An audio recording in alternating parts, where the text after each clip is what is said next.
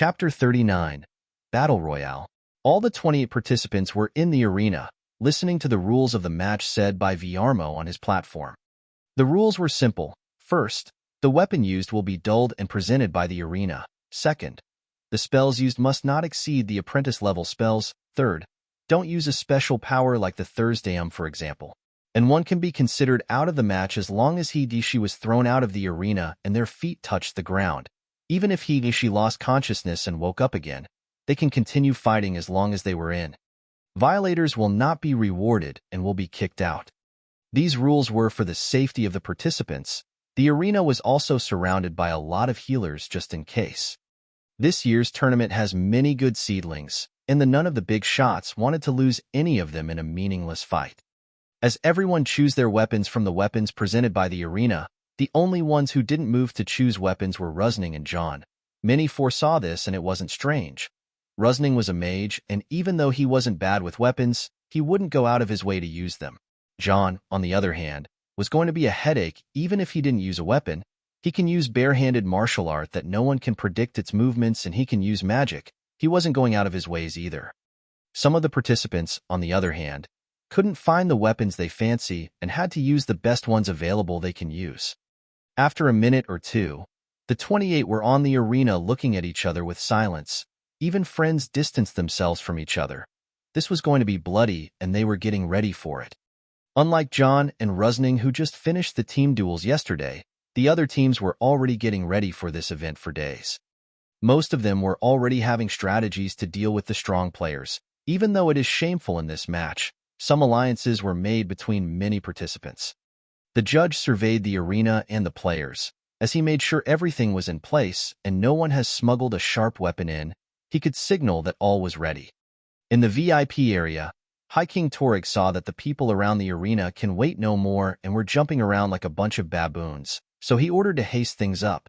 In the arena, John was being targeted by many participants now. He was known to be the ultimate victor even if he didn't do well in this match. His overall score was just that good, and this round in the tournament didn't mean much in the score, as the point of it was to prove one's bravery by facing many opponents at once. As Viarmo announced the start of the round, John's right foot was already in someone's face. Most of the opponents would take time to look at each other and intimidate one another, but John was going hot on heels and started kicking people. Sooner than the anticipated wait, everyone started fighting, and it turned hectic very soon. This was John's doing. The situation was getting out of hand very quickly. John wanted to end the match quickly as he was already on a schedule and wanted to make spare time to perfect his upcoming plan. He moved between the opponent and started kicking and punching while avoiding most of the hits. That caused him to pull the aggro of many participants, and he was being chased by Ongium Scarmouth and 3 other goons. As he saw that, he activated the Long Stride spell, and his body was enveloped in green light and started to run like mad. His speed was doubled due to the spell, and Shukov, who came after him, he was not out of the woods yet as Rusning noticed him and started throwing firebolts at him. As John could locate him, he fired back some firebolts himself and positioned himself away from Rusning. This move changed the scenario of the match as Rusning and John were on the sides while everyone was caught in the crossfire between them. Some participants started falling after this. The casting speed of the 2 mages was high, and their magicka regeneration was not that bad, as they were dressed in enchanted gear. On another side of the arena, Vilkas and Farkas were fighting back to back. They were brothers, so that was expected of them. Another side has Lydia facing Arger alone, and no one disturbed their showdown, yet they were avoiding the firebolts that were thrown at them from time to time. Ralof was still using his charging attacks on people and pushed many of them out. Ongium was getting cornered by 3 opponents on his own, but he was fending them off well as he found 2 axes that suited his style. The match was going well for these 8.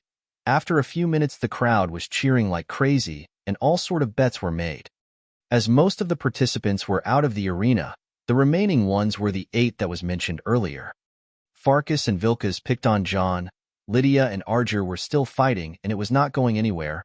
Ralof and Ongium were having some sort of marathon competition against each other, as it looked like they were running more than fighting. Rusning, however, was thinning his own presence to regain his breath and some of his magicka. John was having a hard time against the 2 brothers. He never faced Vilkas before, but it seemed he was a very cunning opponent, as he seemed to have analyzed all of Jon's move and was faring good against him. He even used his brother as a meat shield sometimes, as Farkas was much physically superior to VOKARAAS. Jon had to be more creative with these two. He tried so many times, but one always avoided as the other attacked. Chances came and went, and even Jon, who was cornered at the side of the arena, could finally see one. His main goal was to take VOKARAAS down, and Farkas would be less threat. Farkas was retreating with a big step, and Jon didn't let that opportunity go. He jumped and stomped at Farkas's hip with a foot, and the other landed on his face. Just as VOKARAAS was advancing to save his brother, Jon used the kick on Farkas's face as a footing, and his other leg kicked at VOKARAAS's head. VOKARAAS took the hit perfectly, and his head was launched, taking the rest of his body out of the arena. The people cheered after they saw that. Jon, who was still landing, had no way to control his body now, and it seemed that Farkas has taken advantage of the situation and kicked a straight kick at Jon. Jon was still cornered at the side of the arena, and that kick launched him out of the arena. Disappointed as they were, the people didn't want to see Jon out of the arena that early, but their disappointment didn't last long either, as they saw the way Jon landed outside the arena. The rules were, if someone went out of the arena and his feet touched the ground, that would mean he is out of the match. Yet when Jon landed out, he tried his best to keep his legs up in the air and stood on his hands. This made a lot of people to stand up and cheer. A creative way is a creative way, no matter how many people said about it. As Farkas saw this, he knew that Jon would try to return to the arena on his hands. This made him smile and center himself at the way of Jon on the edge of the arena to prevent Jon from going back.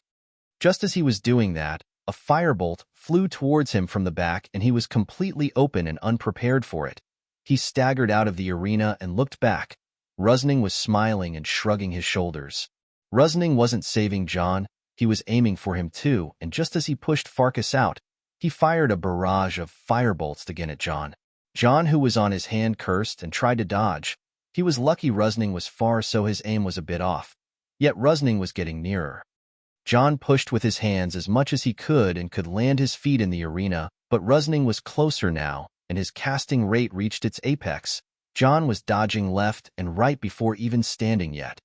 The people started clapping when Jon landed his feet on the arena. As he was doing that, he spotted a shield on the ground and jumped to take it. Jon wasn't going to use the shield to guard himself. As he held it, he rotated his body and threw the shield at Rusning like a frisbee.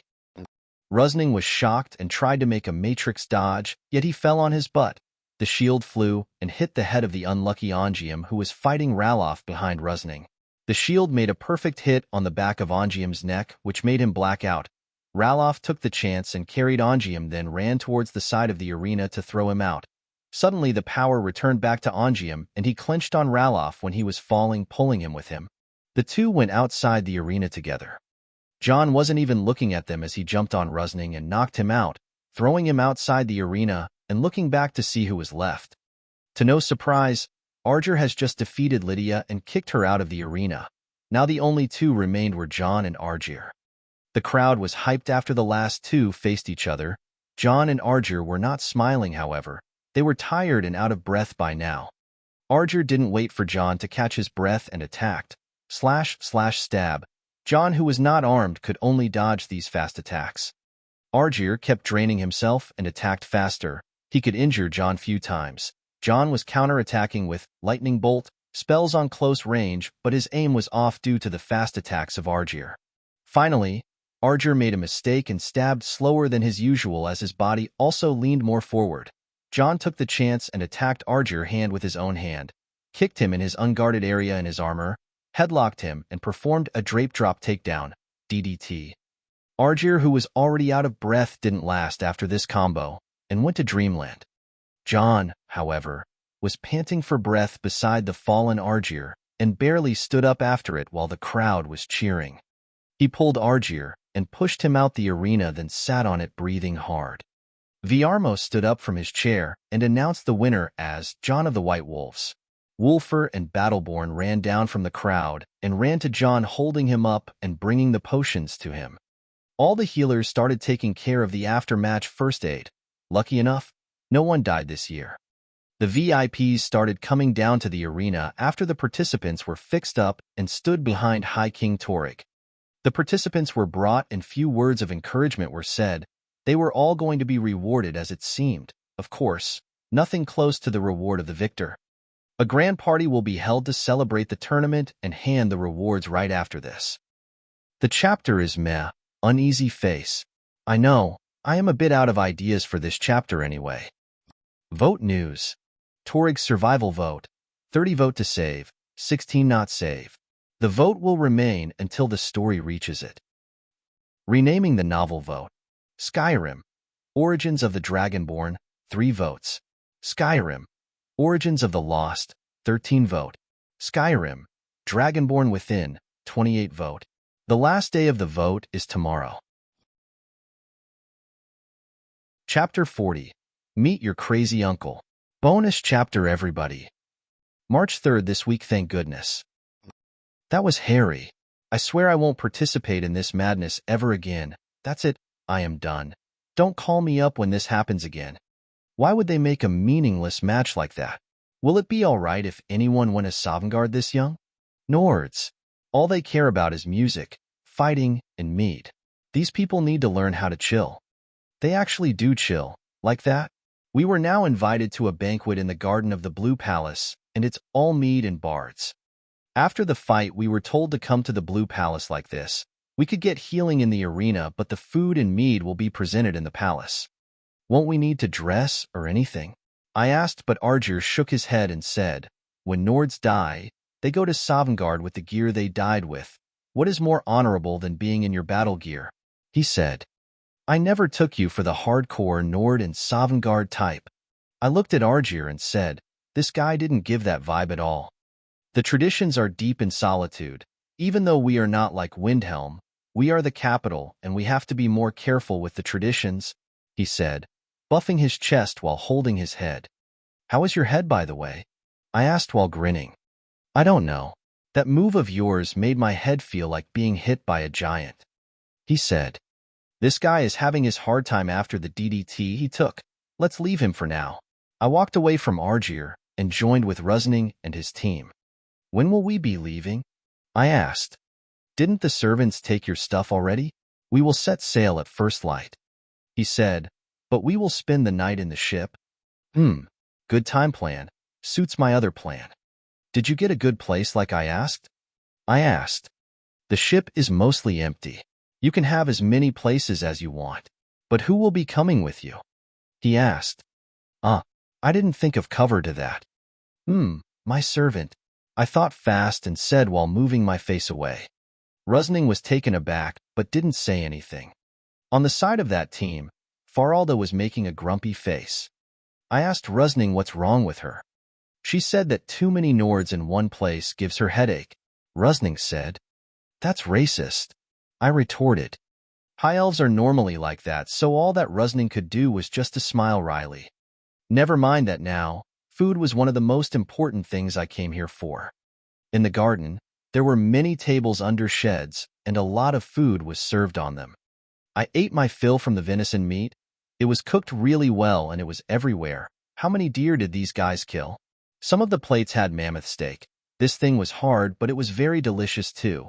Back in my old world, there were no mammoths. I couldn't help but think that I am the first Egyptian ever to eat a mammoth. All in all, the Nordic cuisine was not that fancy, yet it had many dishes that focused on resisting the cold and being healthy. I didn't do any otherworldly cuisine, even though I recreated some food. Still, I couldn't make any progress. I was researching how to make noodles and also was looking around for rice. I heard that there is rice in Cyrodiil, but sadly, Skyrim doesn't import it. Thinking about food this and food that, a servant came and told me that I was requested to come to the big table in the shade of the castle. There were fewer people there.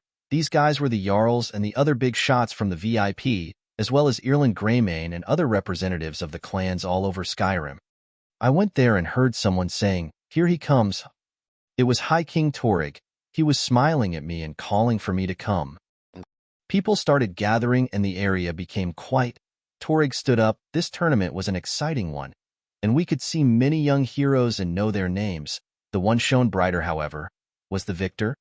The fights this year between the junior warriors opened the eyes of many people to many things.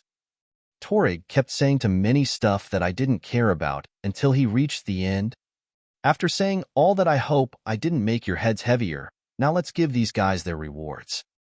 As he said that, some servants brought up small and big chests. The first few participants were rewarded according to their achievements. After some time, my turn came and I stepped forward followed by my team, Wulfur and Battleborn, who were dressed well and all. As we were in front of the king and jarls, 5 weapons were put in front of me. You and your team may choose a weapon each. An old man stood next to a table that has 5 weapons on it said that. There was a saber, a bastard sword, an axe, a mace, and a warhammer. They somehow looked like the weapons from the game, yet the design was different. These were the designs of Emidian-born wolf armor and Skyforge weapons mod, pretty impressive in real life. I was the first to pick, but when I looked at Wulfur I could read his mind. So I picked the saber. That choice of mine made some people surprised. I wanted the saber for a few reasons. First, I was going to use more magic from now on, and I wanted a weapon that suits the use of one hand, more than just a bastard sword that will need more force to control. The second reason was Wulfur. I could feel he wanted the warhammer. He always used warhammers better than me anyway. My only interest in big weapons came from my interest in fighting big opponents in the future, yet I thought that I don't need to concern myself with that now. Wulfur looked at me surprised by my choice. I looked at him and said, "What? Didn't you always want a Skyforge warhammer?" he asked. I looked at him strangely to continue my act, then smiled. "Forged by you, brother," and said that. Besides that, the one I have right now is pretty good. I looked away after that, but I was pretty sure he was looking at me and thinking that I am an idiot. Never mind that now. After I chose the saber, Battleborn went ahead and took the sword. "Young John, so you finally took the blade you wanted," the old man who stood behind the weapon said. "I, Uncle Ireland, I am a man of my word, and I said I will own a Skyforged sword once." Battleborn grinned and said, "I will finish studying at the college for 2 years and I will be coming home. You know what for." "Haha, let's see if we'll are a man of your word that time." The old man, who appeared to be Ireland Greymane, laughed at John Battleborn. As Battleborn picked the sword and Wulfur picked the warhammer, we received a paper that carried the seal of the High King. I can cash the reward by this paper from any official treasury in Skyrim. This paper will remain with me, and our gainings from the gamblings will go to Wulfur and Sviti. They were almost the same amount. The party continued for some time after that, and Faralda sent Rusning to tell me to be ready for leaving. Taking my leave from the big shots who were swarming me, I followed Rusning out. Back at the inn, I finished preparing my chest, which will be taken with me. It had my clothes and some money, as well as my important stuff like the notes and all that. There was much other stuff, yet they were stored into crates and were taken to the ship yesterday. Taking the books I left lying around back to the chest and making everything into order, I finally had nothing left in the room. I carried the chest down and handed it to one of the college's servants that will take it to the ship. On me was a bag that had some stuff I will be needing this night. This night was the night after all. I was dressed in the casual clothes that I bought from Radiant Raiments and returned to my casual dandy self. "So, I'll be seeing you 2 years from now." I looked at Sviti, who started crying. She held her fox with her and looked like a girl who was being abandoned. "Hey, I am feeling like a bad guy now." I patted her head, then left out. Wulfur and Battleborn were outside the inn talking with Rusning and his group.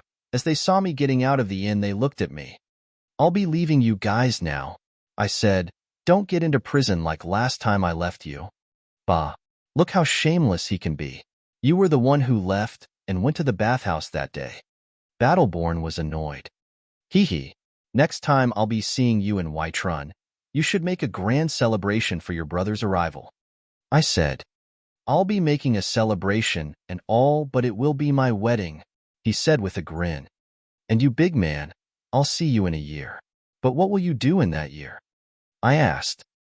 "The Legion was recruiting blacksmiths. I made a deal to work for a year. They pay much better here, rift in here," he said. "The Legion, huh?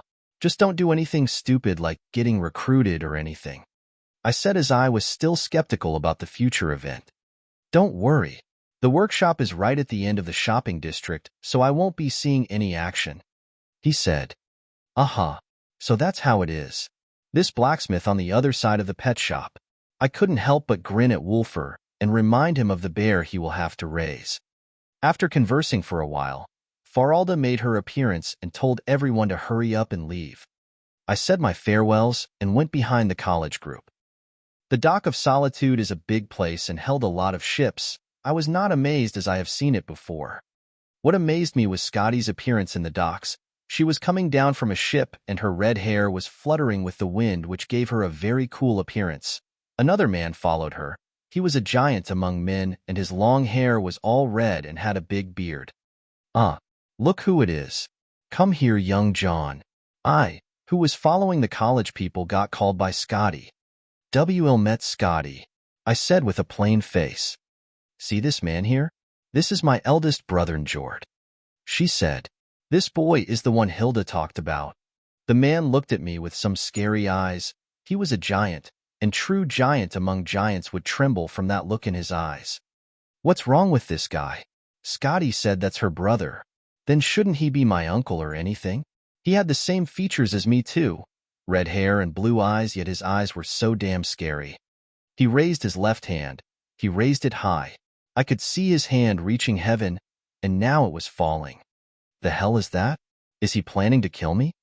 Moreover, shouldn't my body move in emergencies like these? Why is it not moving? His hand was getting closer, and it was targeting my right shoulder. My poor right shoulder. Goodbye. It was good knowing you, right shoulder. I'll continue this journey without you. His palm fell on my shoulder. Please don't kill me, please don't kill me, please don't kill me, please don't kill me, please don't kill me. I could feel my imaginary HP bar being drained like crazy. Yet I was still standing. I endured. Skinny. The man said. You are the large one, Scotty said. Besides, he won the tourney, you know. If a youngster from our clan couldn't win this so-called tournament, then the elders will disown them, Jord said. He held tighter on my poor right shoulder. I could already see that. What does that clan feed you to grow this big anyway? Just let him go, Scotty said and pushed his arm away from me. Sorry about this, John. This guy is the one who controls the ship's business in our clan, so he is a bit of a pirate, haha. More like a Poseidon incarnation. Davy Jones will pay tribute to this man if they cross path. Fine, boy. We'll be seeing you in a year. Grow taller a bit if you want to survive the ceremony, Jord said as he left towards the city. He will be just fine. Scotty glared at him. Don't worry about him. He is normally like that. I massaged my shoulder and looked at her and mumbled, I am more worried about Wolfer now. Scotty opened her eyes wide and said, crap. Then she ran in the direction where Jord disappeared. Well, whatever it is, good luck, Wolfer. I am bailing out from this one. It seems that I have a crazy family in this life. Let's hope this crazy uncle doesn't kill Wolfer with a thunderpat. Now, let's return to reality. We have a night operation now. Chapter 41, Prison Break. According to the vote, we changed the name of the novel from SBTTI Skyrim, but that's too immersive to SDW Skyrim, Dragonborn Within. I hope we didn't make the wrong decision. Star. As I started thinking of tonight's operation, my mood returned to the way it should be. As I returned to the group of the college after saying hey to Scotty and the newly appeared uncle, Jord. Svadal, one of the other 3 male members of the college's team, started chatting non-stop with me. This guy is too friendly as it seemed. After walking to the end of the docks, we arrived at a beautiful ship. How can a ship be beautiful, you ask? Well, I don't know. It just looked very beautiful to me. It was how a ship was supposed to look like, not whatever that sorry excuse of a ship that appeared in the game. These ships were the same models from DK's realistic and lore-friendly Nord ships mod, something you can just only look at and admire. The Nordic ships have their unique appearance as Nords were the best-known sailors in this world. Their ships resembled the Viking longboats from my past world with the dragon figurehead that made them stand out. They were also vast and has a very close structure to the ships from the Georgian era, yet their theme was Nordic. The ship in front of me was called the Icicle.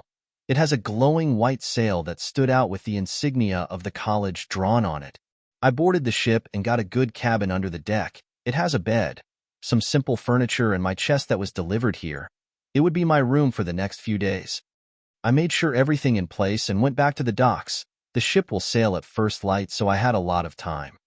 I headed to the East Empire Company office and made sure that Gulamii is in his place and was busy. The same could be said for Mikolo the barber after checking the bathhouse. I guess I should move now.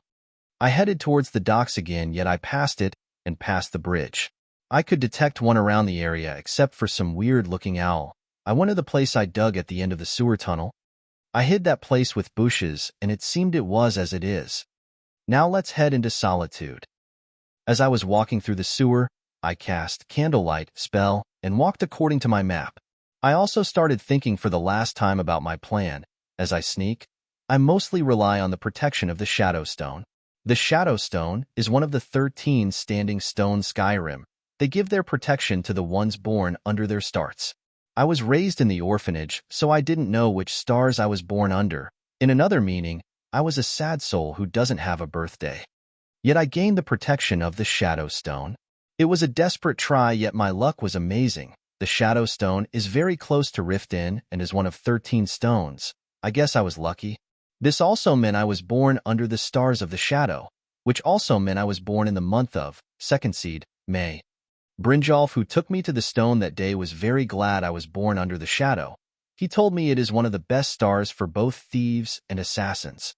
According to the mod Andromeda that altered the effects of the standing stones in Skyrim, the Shadow Stone gives 2 powers.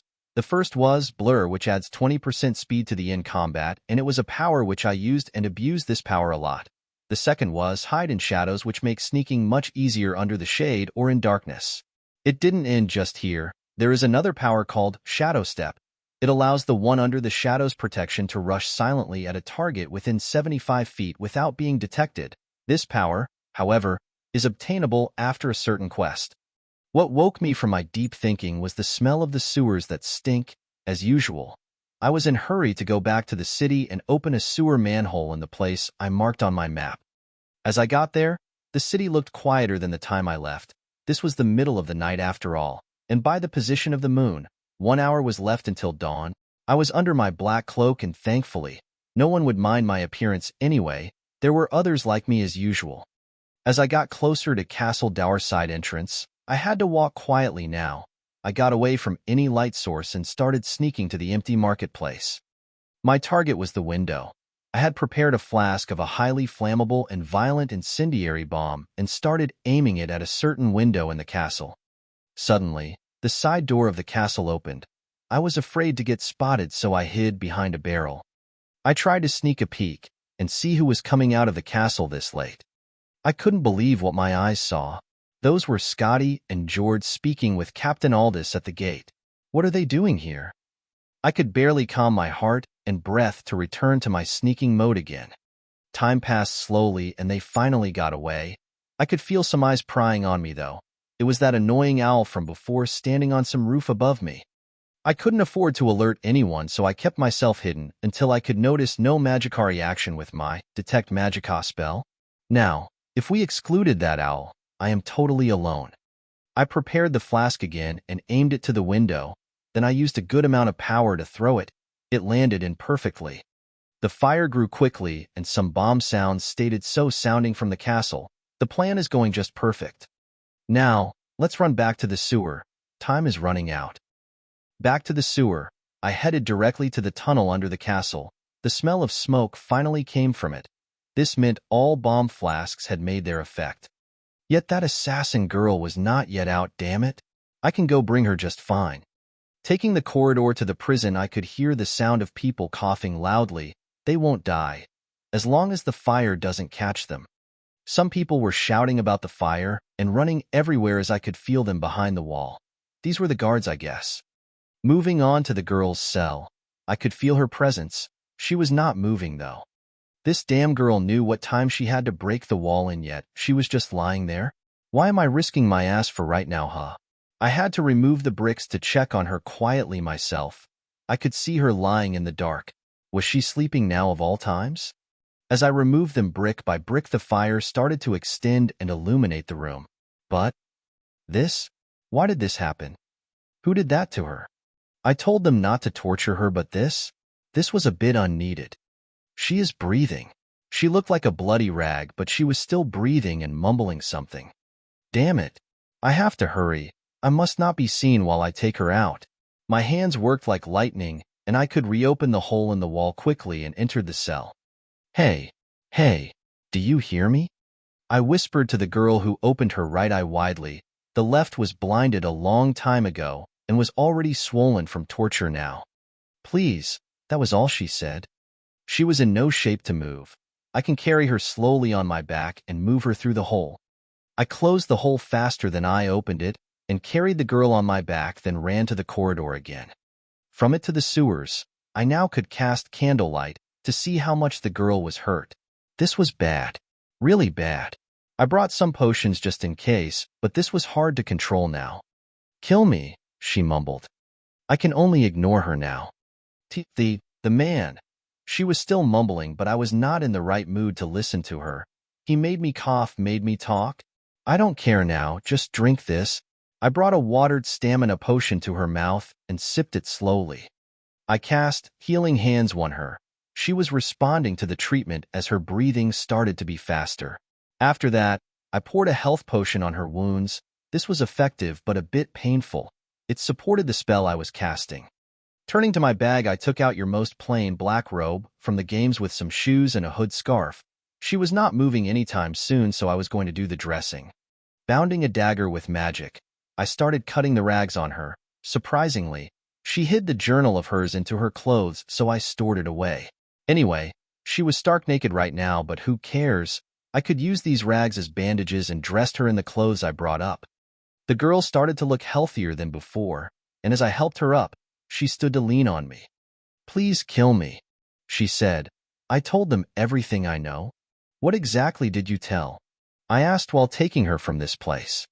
I told them everything, and she started speaking about what happened.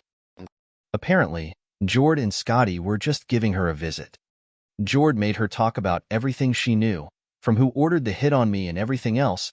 She didn't know much about the core members in the Brotherhood, so she told him about the hideout in Solitude. This girl was now considered a traitor to the Brotherhood and in their creed. She must be killed.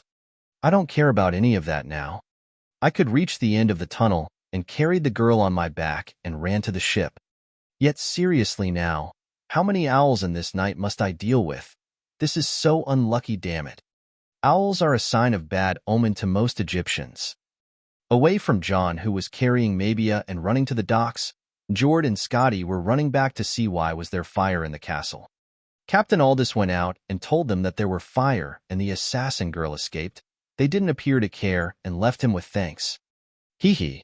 So we were here earlier than them. Let them take her. Unless they have a healer, that girl is as good as dead. Jord was smiling.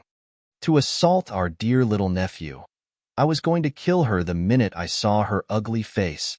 Scotty was speaking like a beast too, not showing her motherly side at all. But to think it was the Blackbriars. These people are really tired of living, Jord said. I'll see how will they deal with it this time. While the two beast-like brother and sister were talking to each other, another figure appeared. You two are up to no good again. A tall and thin man with a hood on his head and a bow on his back came out of the shadow. He had the same red hair and blue eyes like the siblings. Forsetti, so you came out of the ship. Scotty looked at the man and spoke to him. I was bored and Jack saw something going on, so he came and whispered to me. As Forsetti said that, an owl flew and landed on his shoulder. Oh, let us hear it, brother. Jord, who was in a good mood, asked with interest. Forsetti approached and the light fell on his face. He was much more handsome than his brother Jord. It appears we have a naughty nephew. According to the vote, we changed the name of the novel from SBTTI Skyrim, but that's too immersive to SDW Skyrim, Dragonborn Within. I hope we didn't make the wrong decision. Chapter 42. Onto the Icicle. I ran with the girl on my back and avoided every eye that can see us. I stuck to the shadow and sneaked around every corner until I reached the ship. Svedal and Rusning were on the deck drinking together, and when they saw a figure board onto the ship, they stood up and faced me. Other sailors took notice and also looked at me. It's me, I said and removed my hood. What? When did you get out? Rusning said. The servant I mentioned was a bit late, and I went back to pick her up. I said, sorry, I somewhat was in a rush. Oh, is she the one on your back? What happened? Svidal asked and pointed out. I found her in an alleyway. Someone must have mugged her. Is there a healer here? I asked. What a dull question. I'll go call for Holman. Take her to your cabin. It is cold out here. Rusning said. I thanked him and hurried to the cabin. As I put the girl on the bed and continued casting healing on her, Holman arrived after a minute. Mara's mercy. Who did that to her? He was shocked by what he saw. Holman looked like an honest fellow with a black hair and an early facial hair. He was 3 years older than me. I don't know. She was supposed to buy me things from the market, but I found her in an alleyway like this when I went to look for her. I made up a story I already thought of. By the 9. Can a girl walk safely alone these days? What happened to the world? Jolma magically appeared from the door, followed in, and made a sad face. I made up a few things and assured them. I also had to stay beside the girl for a while before we could leave the room for her to rest. As we were getting out, I took out her journal and put it beside her. Can't afford to let her go crazy again. I went out of the ship with the excuse of thanking someone who helped me getting Jullanar to the ship. Jullanar was the name I told them is the name for this girl. I didn't know her real name and made up a name from my past life. Jullanar is a Persian name which meant pomegranate flower. Shame. The name was just wasted on an assassin who tried to kill me. As I got away from the ship, I headed to the East Empire Company. I could see Gulami was talking with someone there. Hey, I said and acted as if in a bad mood. Gulami looked at me, then nodded. Then he talked the man away. This was flashy, he said. The deed was done, didn't it? I said. Overdone in my opinion, he said. What? Does the guild in Solitude pay up for the damage they cause? I said with a mocking smile. No, don't get me wrong. Gulami raised his hands and turned meek. When I got the message from Delvin that you are a daredevil, I really didn't take it too seriously. Glad to see old Delvin still has an eye for good people. It's all good and fine, but my ship is going to sail. I said. You want your money. Here. Gulami gave me a purse and said, it was a pleasure doing business with you. I didn't say anything to the lizard and turned my back. He stinks. Back to the ship. I stayed in the cabin with the passed-out girl. Her temperature started rising, so I started brewing an herbal remedy to resist fever for her. Damn this Njord. How many times did he pat her? My shoulder is itching when I thought about that. I went outside the room after nursing her for a while. I also cast Heal Other on her. This was a depth-level healing spell that I didn't master it very well yet. It got cast by luck. As I was out of the cabin, I could feel the ship shaking. So it was moving. It is my first time to be on a ship, so I wanted to take a look at the deck. As I went out, I saw many sailors moving around under the order of an elderly man, and the boys from the team were sitting on a crate and talking to each other. I had warped myself with some fur before I got out. The weather now was freezing. As I got close to the boys, they noticed me and emptied a seat. So, how is the girl? Holman asked. She is fine. I brewed her something for the fever that will keep her sleeping for a while. I replied. Good man. Here, something to warm you up, he said and gave me something. It smelled like milk with some seeds in it. What is that? I asked. Don't know, Svidal said. The sailors made it and they give us when we ask. I tried it and it wasn't bad, yet had no flavor. I could feel alcohol in it though. The ship started to move as the light started to shine. The scenery was great. On the left of the ship was the docks and Solitude. On the right was the great marshes of Jalmarch. Ahead of us was the big rock of Solitude. Did you guys hear about this? A fire broke into the castle after we left. Svidal started chatting again, so the news reached here. I still can see some smoke over Solitude from here too. The ship passed under Solitude and continued sailing with Karth River. The sun started rising, yet it was not getting any warmer. This is the Sea of Ghosts for you lads. It can make you shiver to the soul. The elderly man who was giving commands to the sailors earlier came close to us and talked. Rusning and the rest stood up, so I tagged along and stood up as well. This weather is nothing to a Nord, Captain. Rusning said, we want to introduce you to our new friend here. This is John. He won the tournament and will be the new addition to the college. Aye, we got ourselves a champion, eh? I see. Good lad. Strong arms, broad shoulders. You'd make for a good sailor. If you were a bit taller, I would have mistaken you for one of them fire manies. The captain said, Name's Geldof, and they call me Smiling Hull. Like the ship, lad? This man said a lot of things. But wait a minute, didn't he just say something about the fire manies? Yes, Captain. It's my first time on a ship, and it's quite a nice ship, I said. She, lad. The ship is a she. Captain Geldof said. Ah, yes, sorry. But Captain, you just now said something about the fire manies? Aye, the fire manies. If you don't know of them, then I don't know if you have should or not. That name refers to one of the great clans that don't come into public. No matter how shameful for an old dog like me to admit it, they are the best to sail in a sea or ride in a land. Captain Geldof said, I only thought that you were one of them when I saw your hair and eyes, but you are not as tall, and it would be strange if you board on a ship that is no firemain ship. You ain't one of them, are you, lad? Not that I know of. I am an orphan from Riften, I said. Riften? Far from home, ain't you, lad?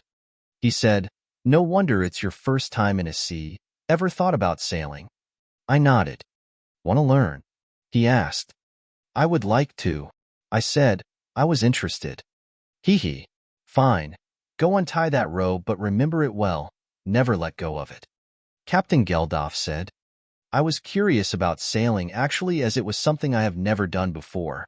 So I went to the robe and held it with my left to its end tightly and rounded around my forearm. With the right hand I untied the robe. The boys were looking down for some reason, and some other sailors were grinning. I didn't know what was going on, so I continued untying. As I was done with it, I held with the right hand and was ready to hold it tightly, yet the wind started making yard that carried the mainsail change its direction around the mast. This was not the problem right now. The problem is, I was getting pulled by the robe and started flying. I don't know how it happened, but I fell on the deck and everyone started laughing at me. This was not nice, you know. The first lesson is, Captain Geldof made an appearance over me, who was lying on my back, saying, Never hold that robe alone. If you did, never hold to it. I was in pain from the flight. I just took, but I found the strength to stand up while rubbing my back. But you said, I was about to say something, but Captain Geldof interrupted. Learn from the mistakes, lad. As long as they don't kill you, you can learn from them, he said, and acted like some Wizia ***. Are you ready for another lesson? He was grinning. Lady Luck is with us this morning. The wind is fair and the sea is easy. A good time to teach youngsters. I looked at him with no power to retort. As long as I am not learning from another mistake, I said. Ha. You'll make them without me even tell you, lad. He said, just do this and do that. Captain Geldof started pointing some jobs for me, and he was right. Even without pointing a mistake, I still did them anyway. I started learning about the ship and the sailing process all day long, and I watched documentaries. I somewhat enjoyed learning something I had completely no experience about. Although I played some sailing games in my past life, there was no experience like this. You learn well, lad. These boys didn't even last the first hour, Captain Geldof said, and looked at Rusning, Holman, and Svidal. We are no sailor, old Geldof. We are mages, Svidal retorted. And I am what? A tavern wench? I learned at the college one day like you. Why do you think I work on this ship now? Captain Geldof shouted at Svidal. Svidal didn't retort. Let's see how you fare tomorrow, lad, the captain said, and went away to shout at the sailors. My body is aching. I am going to my cabin, I said to the boys. Fine, just don't miss dinner, Rusning said, and continued what he was doing. Now that he mentioned it, I am so damn hungry. Last time I ate was at the banquet in the Blue Palace, and that felt like ages ago now. Fine, I'll head down and wipe my body, then go eat something. As I was thinking about food and stuff like that, I reached the cabin and opened its door. I was also planning to check on the assassin girl too. I found her sitting on the bed while looking at around. She seemed to have just woke up. Looking good, I said, for someone who was half dead. You somewhat passed all the critical stage. The girl looked at me expressionless. You should have left me to die, she said. Damn it. I guess I should start talking that girl into living now. Chapter 43, Jullanar. I'm having exams 3 weeks from now, and I am not sure I can do the bonus chapter thing now. I'll keep updating daily until I fix my laptop. I picked up a small round box that contained a bruises healing ointment I bought from Solitude, then sat in front of the girl and started applying it to her face. Not a chance. I said to the girl who wanted to die, "How would I torment you if you died?" I couldn't help but grin. "The Brotherhood won't leave a traitor like me live," she said. I told the red man everything. Seems that Njord had done a score on her. Just what did he do to you to make say all that? I couldn't help but ask. She shivered from the question, so I cast calm spell on her. One must know that this girl has a disturbed mentality. So what did he do when you told him what you know? I asked. He just left. He also said that the one who hired me was already dead. She said. Sibby? Yeah, I killed him. I said. You did? She looked and appeared shocked. Do you know what the Blackbriars may do? Yes, but she won't do anything to me. I said. She has already killed most the thugs in Solitude, though. I pinned the kill on them. The girl was looking at me, surprised by what she heard. So you did. She said, I guess thieves are good with these sort of stuff. I was done applying the ointment now. So, what is your name? I asked. Maybia, she said.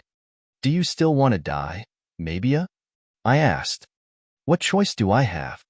She said, the Brotherhood will perform the Black Sacrament if they suspected that I didn't die yet. Oh, so she is worried about that. The Black Sacrament is a dark ritual that can be performed by whoever those who want to contact the Dark Brotherhood. That ritual is a way to contact the Night Mother. The Night Mother, an immortal spirit who is revered and worshipped by the Brotherhood. She is only ever met face-to-face in very exceptional circumstances and is seen as a phantom-like form. When a person prays for the death of another, the Night Mother hears and passes on the details of the prayer to her listener. At this point, the listener informs a speaker, who then goes to meet the hiring party in order to draw up a contract. But still, don't you know? I asked. Know what? She asked. Astrid, your leader, doesn't follow the teachings of the 5 tenets anymore. I said.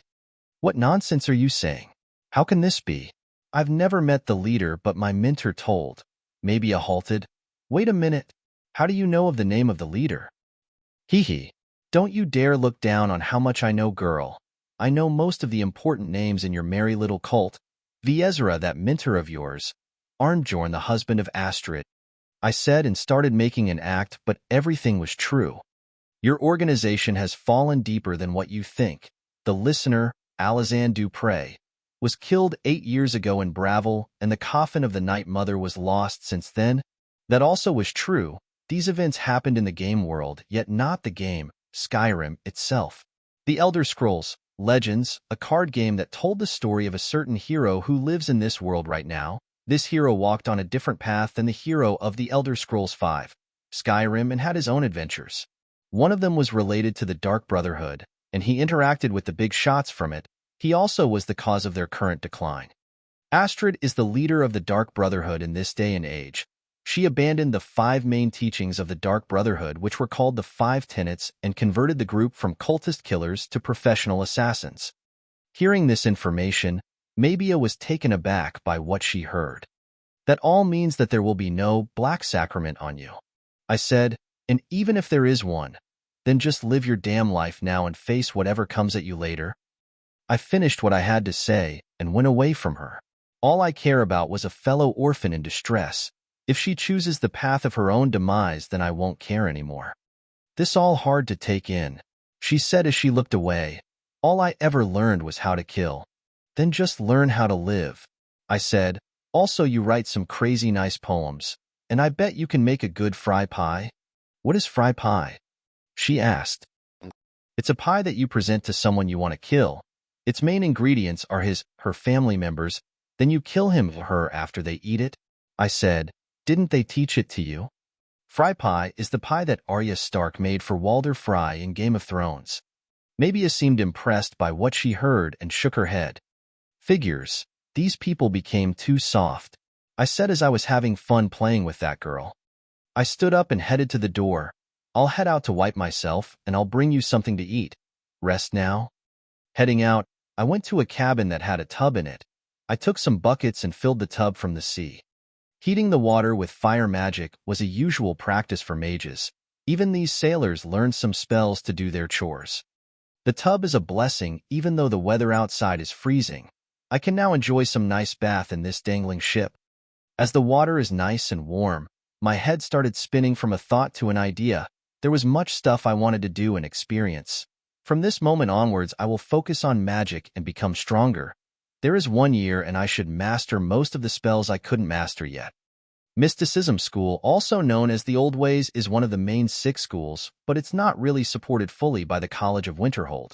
I need to dig into their famous Arcaneum for more information on it. Arcaneum is the library of the college.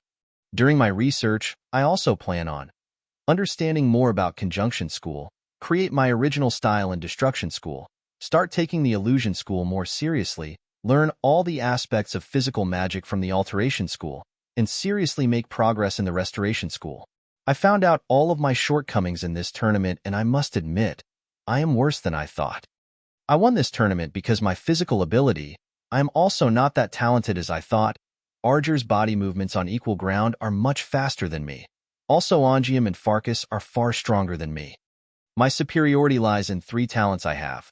The first is that I am very talented in mysticism even with the lack of spells and knowledge. My practice in mysticism also made my magicka pool larger than most of my peers. The second is about my body, which is very flexible due to my training on my own versions of parkour and MMA. The third is my natural gift in the Thursdayum, one of the reasons I think I am the hero of the game. Adding all that to my knowledge from my past life, it made the person I am today. Damn it, the water got cold. Heat. Just about right. Where was I again? Yes. My qualities. I am glad I could see through myself this early. I need all the power I can muster. All knowledge is good, and my memory is sharper the better I control and increase my magicka. I remember a lot of knowledge from my past life which helped me greatly in something like the electromancy. Magic is about understanding the power, and I can make some scientific theories about it. I also remember a lot of stuff I read in the wikis. This is all power I have right now, and I should make use of. Yet, too rough. None of it is refined. My time in the orphanage gave me a good head start, and my good luck met me with Nurina. I was lucky to meet her alongside all the people I know. That's right. People. My friends. That's what I need more right now. A lot of friends to stand beside me. Wolfer is guaranteed. He would follow me anywhere even if I asked him not to. John Battleborn is a new brother, but I know his quality doesn't lose to Wolfer. Nurina is more powerful and mysterious than I could fathom. I don't like to be greedy, but I can't let go of her guidance. Hilda and these crazy Firemane folk are my next possible ally. I'll let fate decide this one. The people from the college I met so far are good people, but I need to work on this relationship on my own. This will be one of the tasks at hand. Who else?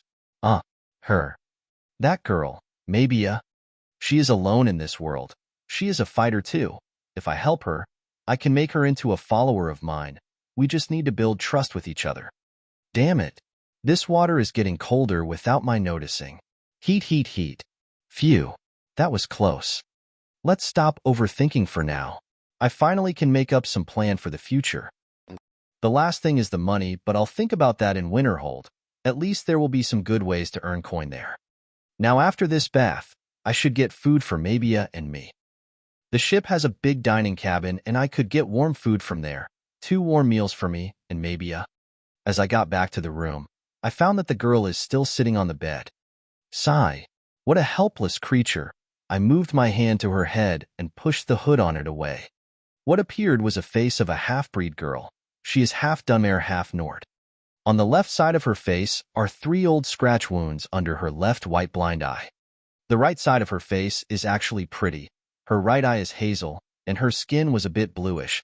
She had the most features of a Dunmare, but her pointy ears are shorter than usual elves, and her face structure is that of a human. Her black hair reminded me of mine from my past life. Her body was not that tall yet. If she stood, she would reach my shoulders. The rest of her body is quite nice. All in all, if we fix that girl's face, she will be a hot little treat. I put a tray in front of her, and she started wolfing it up. I talked to her while eating. I noticed that she had a few screws loose. Well, I guessed as much. She was brought up on killing after all. After saying this and that, maybe it was not awkward as she felt before and started taking normally. She also told me her story as if nothing, even though it was a tragic one. Apparently, from what I could understand from her mother was a Dunmare in Wyndham. There are many refugees there, and Nords treat them like S***T. One day, a Nord raped her mother and Mabia was the result of the crime. Normally the Nords wouldn't care, and her mother wouldn't be helped out even by the Dunmare folk because she decided to raise the daughter. In a society full with racism like Windhelm, a child between a Dunmare and a Nord will be considered some sort of a taboo child. Both races were at each other's throats since the time the refugees started to flee from Morrowind to Windhelm. The mother decided to take her daughter and leave to a more suitable place for her child. Falkreath was her choice. The mother died after they moved out, and she was brought to the orphanage of the Hold. Her unusual appearance caused her to be mistreated, and she escaped to the forest one day. There she was attacked by a lynx, and her left eye was wounded before she was saved by an Argonian who later became her mentor and made her into an assassin. This was a sad story. I do sympathize with her, but the only one who can help her now is herself. This ship is heading to Winterhold. Do you have any plans for yourself from there? I asked. Mabia shook her head. She thought for a while, then said, Do you have a job for me? I can use someone with your set of skills. I said. Won't that bring you bad attention? Mabia asked. You can act as a maidservant and no one will mind you. I said. So you just want me to do your dirty work in the shadow? She asked. I smiled. I am not really taking advantage of you. I'll give you whatever you wish for as long as I can trust you. Mabia thought for a while. Fine. I don't have any choice left, do I? One last thing, I said. I told them that your name is Jullanar. I think your current name will bring you trouble anyway. She nodded and asked, Jullanar, what kind of a name is that? She asked. It a name for the pomegranate flower, from my past life. I nonchalantly said. Right, past life. She looked away while mumbling. Heh. I laughed and said, Wait until you see dragons. Jullanar looked at me again and said, So I am not the only one who hear voices. I think this is my turn to freak out. Chapter 44, To the College. The next 3 days were similar to one another. I would go help the sailors and learn from Captain Geldof. I don't think it's hard for me to navigation an average longboat now. Still, I need a lot of time to understand how to read the sea and the wind. Putting that in mind, I started using magic to achieve that goal. My Detect Magicka spell can now detect more than just Magicka. After a few days of studying in solitude, I made a breakthrough due to my attempts to read the wind and sea.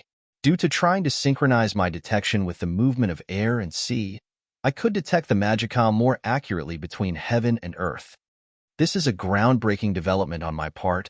I was so immersed in the feeling of detecting the Magicka around that I forgot to sleep one night, which made Jullanar nag about me giggling in a creepy manner the next morning. By the way, we are still sharing the cabin now. I left the bed for her and borrowed a few furs and a sleeping bag to sleep on the ground. How gentlemanly of me. Back to the topic. My detection became clearer. I could feel the Magicka in the emptiness around me. Dead objects didn't seem to have Magicka, so they seemed as the void to my detection. Even though my detection can pass through them, some objects are just harder than others in that aspect. Iron blocks Magicka more than wood, for example. Still, I couldn't detect Magicka in dead objects. My original goal was to monitor the moment of the air and sea, but I never thought I would reach this level from that idea. The detection spells fall under the categorization of the School of Mysticism, and it is like having an eye on the back of the head, very useful indeed. Summing my discoveries in a note, I revised what I wrote now and before about the mysticism after all this research. I could make a rough idea, but mysticism techniques are much more than the manipulation of Magicka. It can also reach the point of predicting the future and the understanding of space. More accurately, space and time magic can be manipulated by mysticism. This can open tons of possibilities in my understanding of magic, due to the fictional works I read in my past life, as well as the laws of science I still remember. I can think of millions of applications right now. One thing I also noticed and started to understand greatly was the magica nature. The magica in the sea was denser than the air, yet felt more alien and strange. I could only note that and put a big question mark beside it. The Detect Magica spell right now was turned into Detection, spell for general detection of many things. Maybe there is stuff it can't detect yet, but I can already see much more than before with it, so I renamed it this way. I don't even need to use my eyes right now. I can just close my eyes and immerse myself in the emptiness around me with such a spell. Truth be told, I just can't stop my addiction to this wondrous feeling. The good stuff didn't end just here yet. With this breakthrough, I could enhance my Magica training technique now. I used Absorb Magica directly on the Magica between heaven and earth after exhausting my Magica pool to train it and increase its capacity. I am better than your average elf mage at dealing with Magica due to this training. My fanboy soul couldn't help but awaken at that moment and renamed the Magica training technique to Magica Cultivation, or Cultivation for short, to feel like one of these wuxia novels' main characters. This just felt about right. My so-called cultivation was enhanced by my newly developed detection spell, as I could feel the magica around me more accurately and absorb it and faster than before. This cultivation was not as perfect or fruitful as it was in the Eldergleam Sanctuary due to the quality and the nature of the magica around. I can't just live in the sanctuary to cultivate. I remember that there were many places in the game that had a strong natural element, and I should just find one. These places are mostly protected with the guards of nature, the Spriggans. Mysticism has just too many secrets that I don't think one lifetime can uncover, and as much as how beautiful it can be ugly and demonic. An example for its ugliest sides is the necromancy. Necromancy, which means death magic, is one of my top interests in magic. Even though it pushed many of its users to madness, I, as well as Nurina, are interested in it. Finally, I need to understand the old ways, the old spiritual understandings that belong to the school of mysticism. I'll research that for sure. Those who know the old way are well aware of the existence of the spiritual worlds invisible to those who are uneducated in mysticism. Just as one living in a country but unaware of the political undercurrents may see a new tax or war preparation as the caprices of fortune. The old ways can make one see the world on what is it really are, even to the point of understanding the Edric gods and the Daedric evil god, aka Daedric princes. Thinking about this and that while feeling the sea, I continued to take notes on everything I learned new, from the sailing to the cultivation I made up.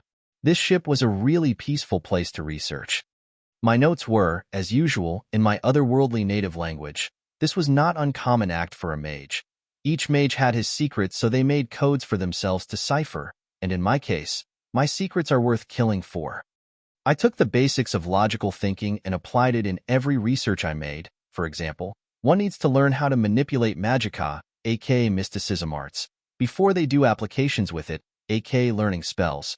For some reason, mages not care about such a simple fact. Also, modern earth knowledge like math and algebra helped me sketch out many spells, as it was something similar to high school level mathematics from my past life.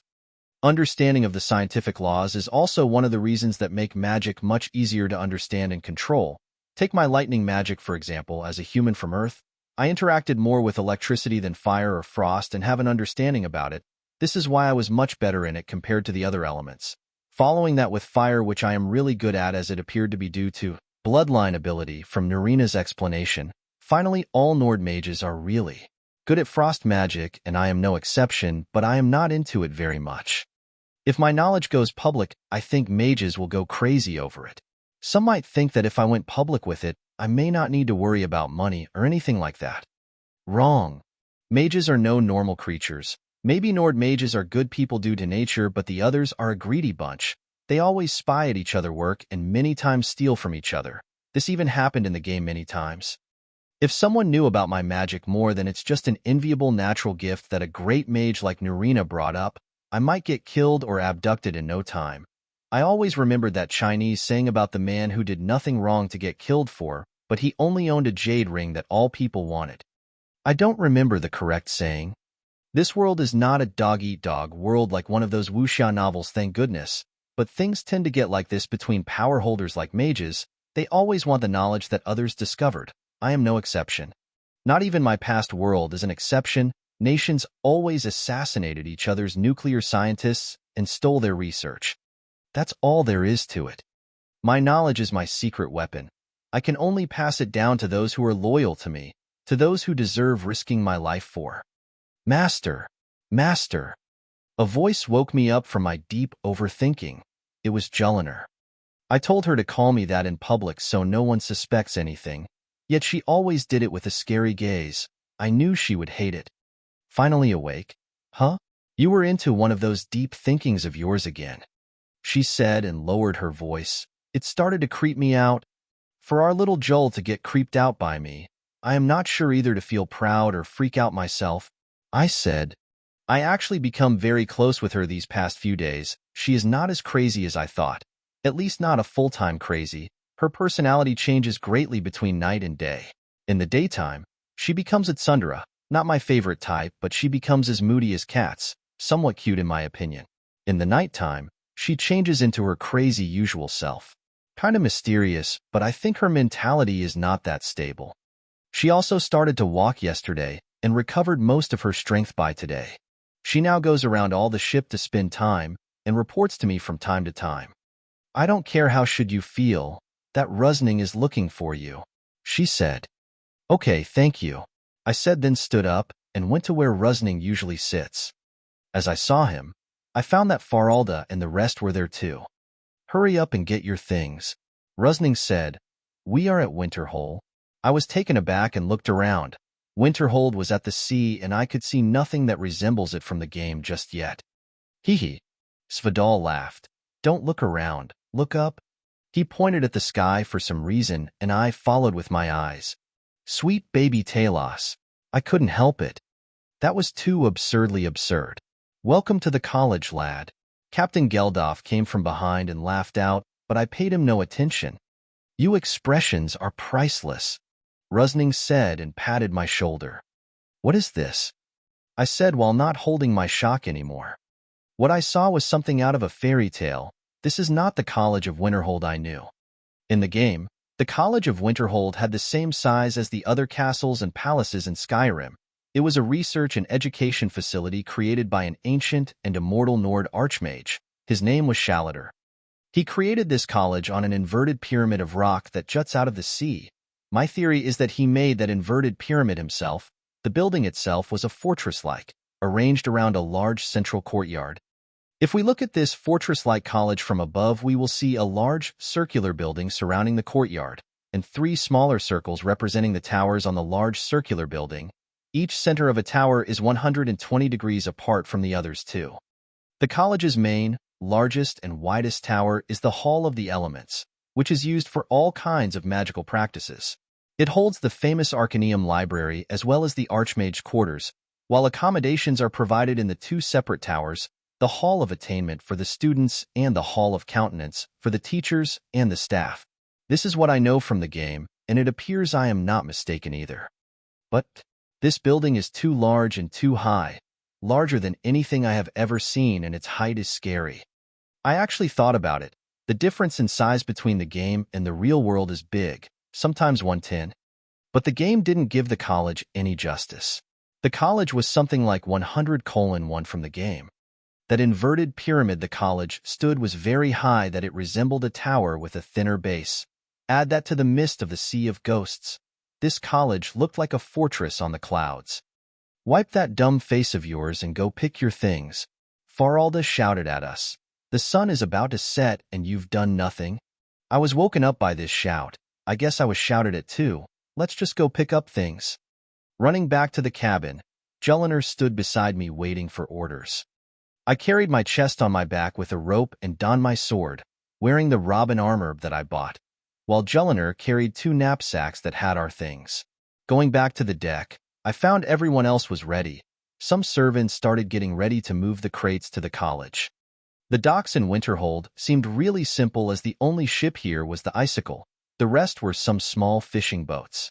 Now, after 5 days on a ship, I get to set foot on land once again. Never thought I'd miss that feeling. Just as we started to go down, I could finally feel that stable feeling of land. It doesn't dangle like a ship anymore. It felt so damn safe, but for some reason, my brain was dangling on its own.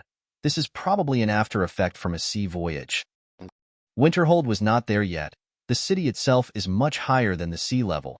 After the great collapse that swallowed most of the city in the sea, the shore became like a high slope, and one can hardly go up or down between the city and the sea. But it seemed that there is something different from the game. In addition to the dock, there are many wooden steps that were installed on the slope that would make going up and down much easier. As the cargo was being loaded down, I instructed Jullanar to keep an eye on the crates that belonged to me and followed Faralda to the college. Now, let's be college students all over again. Chapter 45. Nurina's Demand. Normally, we don't accept students this late after the novice entrance exam, but exceptions can be made. Faralda said, I would normally ask you to perform your skill, but I have already witnessed it. As we were climbing the steps to Winterhold, Faralda kept talking about the acceptance and all that stuff in the game. The one who tests the player is Faralda herself, but in reality, the college accepts many students every year, and from what Nurina told me, there is a door test and a written test. The door test is the test that the player has to do in the game. It's just a performance of the magical skill. Believe it or not, there are fools who try to enter the college with no skill, so the college can't just accept anyone and turn them away at the door. The written test is the one I know from my past life. Nothing strange here, as it is another piece of cake for this handsome young man. My beloved Nurina is your adoptive mother, so I am not sure if I should make things more difficult for you or not. Faralda said. Damn it. This woman started having scary ideas. You have my blessings, teacher, I said with no hesitation. Not exactly no hesitation. I already thought about this situation and decided to get on Faralda's good side. Then we'll have no problems. What school will you specialize in? Faralda asked.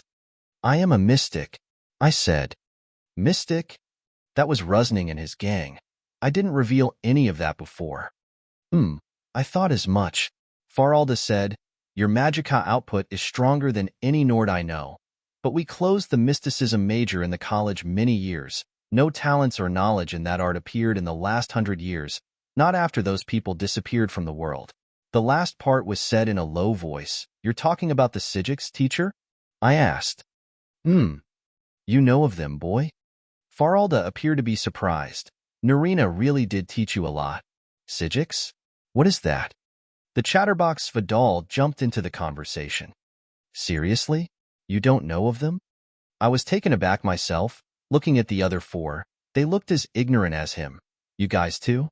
They shook their heads. I looked at Faralda, but she just sighed and looked away. Ehem. This handsome young man will enlighten you then, I said and cleared my throat. Just get over with it. They became irritated. Well, you see, long ago, the Aldmer, Elder Elves, worshipped their ancestors as gods, but due to changes in the world, gods had to change too. As the change of the pantheon was accepted by most, some elders refused the change and left the Isle of Somerset, home of elves, to the Isle of Artium in the north of it, and called themselves the Icicle Order. Their main focus and study was the mysticism, or what they preferred to call the Elder Way or the Old Way. That was even before the First Era. The Order has advised kings and monarchs since then, yet had no interest in power themselves. You may not know this, but two of the most famous mages in history, Venus Galerian, founder of the Mages Guild, and Mannimarco, the dreadful necromancer, were raised by the Order and grew up together from close friends to archenemies. I said all of that, yet the steps were not over yet. Impossible, Svefna said. Do you know how unbelievable what you said just now is? The great Venus Galerian and the King of Worms grew up under the same organization? It's true, as much as it pains you. A hero like Venus Galerian was once a close friend to Mannimarco, Faralda said. Continue, boy. Mannimarco, the King of Worms, the Mare Asterisk who sold the world. An elf necromancer who was expelled from the Icicle Order and turned himself into a lich and almost caused the end of the world we know, being the agent of Molag Bal, the Daedric prince whose sphere is the domination and enslavement of mortals. Asterisk human is man, elf is mare. Venus Galerian, on the other hand, was a great archmage and the founder of the Old Mages Guild, which he used to teach the world about the schools of magic, the categorization, that was established by Archmage Shalater, and also created the simplified tools of enchanting and alchemy we know today. Venus Galerian left the Icicle order disappointed from his master who didn't stop Mannimarco and just left him to do his evil in the world. Venus Galerian raised an army of mages to stop Mannimarco in a battle that both died in. The Icicle order is considered the strongest magic organization that specialized in mysticism, and also brought up these two great mages who were students of mysticism themselves. I said as I finished my lesson, "This sure is a lot." Julma, the girl who avoided me the most, was the first to comment. "If mysticism is that great, why doesn't our college teach it seriously?" Holman asked. "Simple," Rusning replied. "If an art is that great, then how rare are the people talented in it? Don't you remember what teacher Tolfdir always says? The more precious, the rarer, and the opposite is correct." As they all hummed at what Rusning said, Faralda nodded her head with a pleased face. "What a rare occasion. I think testing your knowledge is of not necessary now," she said. "You already know more than our so-called elites." Mwahaha. Behold the power of the wiki. As she said that, we finally finished climbing the steps. I was not that out of breath, but these steps are scary annoying. I am starting to worry about Jullanar now. As I started to take a look around, I saw the college's bridge on my left. The bridge of the college didn't look any different than the game, which made me scared. I hate that bridge so much. The bridge is too narrow, and because of the Great Collapse, it lost some of its parts, which made it look like a bridge across the abyss.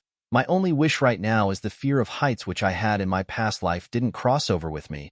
This is my first time on a place that high in this life. The bridge can allow 3 men to walk side by side, so it wasn't bad, but it felt like a walk through the clouds in that thick sea mist. We turned to walk the bridge, so we naturally got to climb it up because the college's level was still higher than the land level. That time I remembered something and turned around to look behind me. So it was like that? The city of Winterhold, a story full of tears and pain.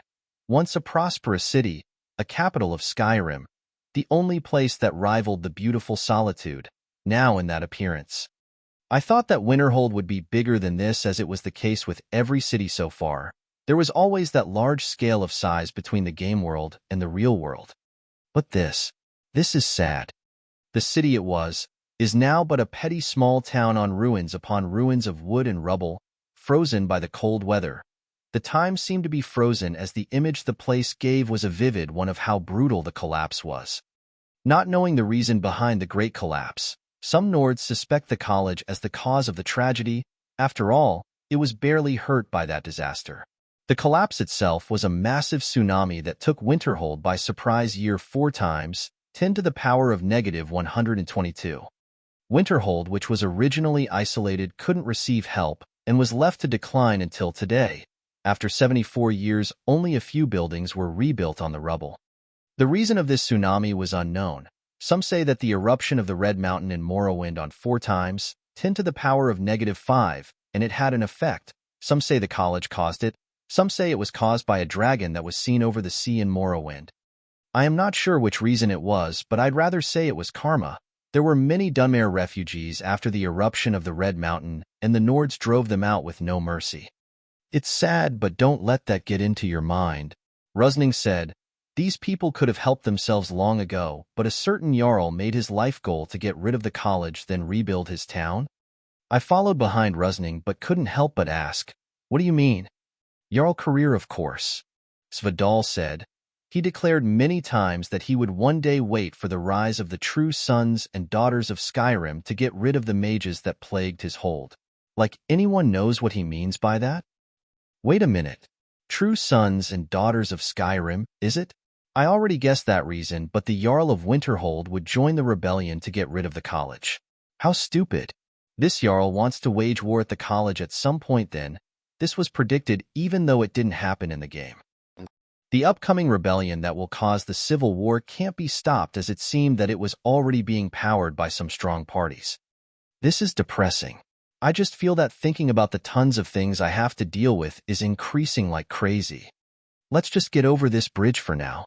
Yes, one step at a time, and everything shall be solvable. The bridge is made of stone. It's pretty much solid, even with all the damage that was dealt to it by the Great Collapse. Haven't the college tried to fix the bridge? I asked Faralda. Please, be our guest," she said. "The way of building something like this college is beyond any knowledge we have." So it was like that. It must be tough to be in decline. As we reached the end of the bridge, a metallic gate made from bars that were shaped into a circle that has an eye with the 5 edges coming from it, the symbol of the college. Approaching the gate, it opened itself. Now that's what I call magic. Beyond was a whole different scenery, not quite like the college I knew. The one I knew was a circular courtyard with a round wall surrounding it and linking the 3 towers, and that wall had many large empty windows and a roof bridge on top of it, linking the higher floors of the towers too. Mostly that was in front of me, but that was not the case. The round wall I used to know was turned into round corridor linking all towers, and its windows were sealed with glass. The round corridor itself was well closed from all sides and was warmed by magic. The usually empty courtyard can be accessed, but it seemed that there are 2 facilities there, a short glass structure on each side. From what I was told, these are greenhouses that provide suitable conditions to grow alchemy ingredients. At the end of the courtyard and opposite to the entrance lies a statue of a mage posed as if he was casting a spell. This is the statue of Jullanar, the founder of the college. Front of the statue was a fountain of magical energy known as the focus points. This is one of 4 and one of the things I am really interested in, but not for now. Behind the statue is a gate that returns one back to the circular corridor, and directly behind it is another gate to the biggest tower in the college, the Hall of the Elements. On the left side to the entrance of the college I am standing at is the Hall of Attainment, and on the right is the Hall of Countenance. This is how the college looked from the outside. It kinda looked like the one from Immersive College of Winterhold mod, but it was much larger and everything was wider and taller. I actually didn't use the mod. There is a certain disturbing quest that comes along with it, even though it was an excellent mod. "Impressive, isn't it?" Holman said. "For years ago when I arrived here, I had the same look on my face." Holman was the oldest one in the team. He is 18 and one of the students that are specialized in both destruction and restoration. "Of course it's impressive," Faralda said. "Even though the place hasn't changed since the last 50 years, it still is one of the best magical schools in Tamriel." As I was chatting with the group at the entrance, a woman in a college robes came from the side. "Welcome back, Faralda," she said. "I trust we can hear some good news about the tournament." "Oh, Mirabelle dear, I can say we achieved the primary objective of our journey," Faralda said with her cold usual tone. "That was Mirabelle Irvine, an NPC I know. She is the one who deals with the college management affairs. She is also a master wizard elemental mage." "The primary? I thought it was impossible, but well done. Well done indeed. Archmage Savos can have some good news for a change," she said. "What about the secondary objective?" "We faced some complications," Faralda said. "An opponent that was too tricky to handle." "Wasn't the secondary objective supposed to be the easy one?" Mirabelle looked annoyed. "A complication, I said," Faralda said and turned to me. "I brought the culprit along." "Huh." Mirabelle looked at, not understanding what was going.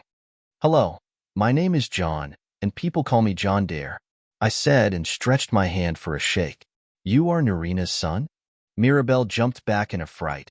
"So you won the tournament?" Oh, she knew about me. Nurina seems to have been chatting about this handsome young man. "Something wrong?" Faralda noticed something and asked Mirabelle. It became a headache now. "Why did he win? My workload will get overloaded now." Mirabelle made a pained face and held her head. "Something must have happened. Get yourself together. What is going on?" Faralda's patience was running short. I also wanted to understand. Sigh. "You see, when Nurina Aran returned to the college over a month ago, she headed directly to the Hall of the Elements and registered a new student with the name of John Dare. She declared in front of everyone that she adopted that boy, and he became her legacy apprentice. Archmage Savos was frightened, but all he received was more of the crazy demands of hers. They started fighting and shouting over it every day and night. Normally, when 2 archwizards fight, no one from the lower ranks can interfere, but it reached the point where it became unbearable. Tolfdir came with a good idea to end the fight, and all agreed to it. It was a bet about who would win the tournament. If it is our team, then Savo's word will go, and if it is John Dare, then Nurina will get what she wants. Mirabelle said all that with the face of someone who wants to cry. What did Nurina want? Faralda asked. Nurina wants to quit the position of the head of the Conjunction Major, Mirabelle said. She wants to reopen the Mysticism Major.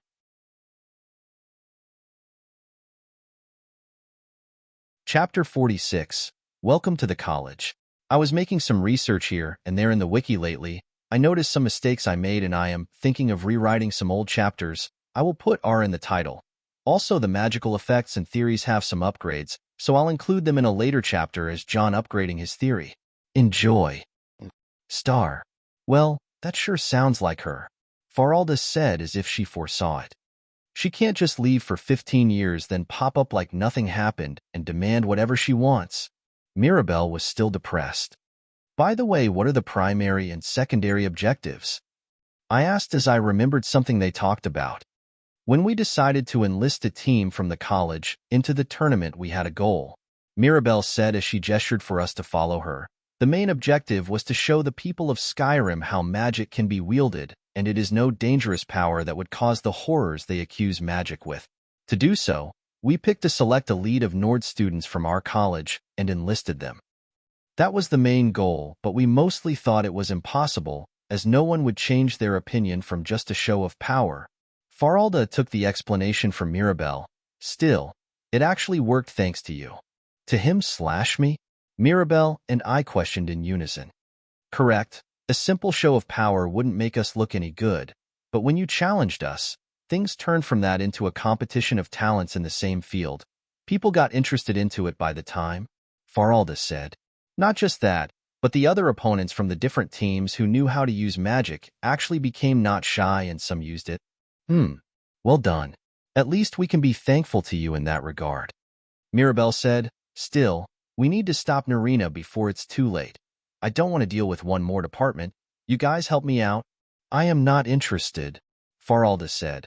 My beloved Nurina can do whatever she wants. I am a mystic, so I am getting benefited from it. I bailed out too. I heard how amazing mysticism can be. I want to learn about it. Svidal jumped in. Don't you know that Venus Galerian was a mystic? How can I let down such an opportunity? Svefna, who was a fanatic of Vanus, made her opinion too.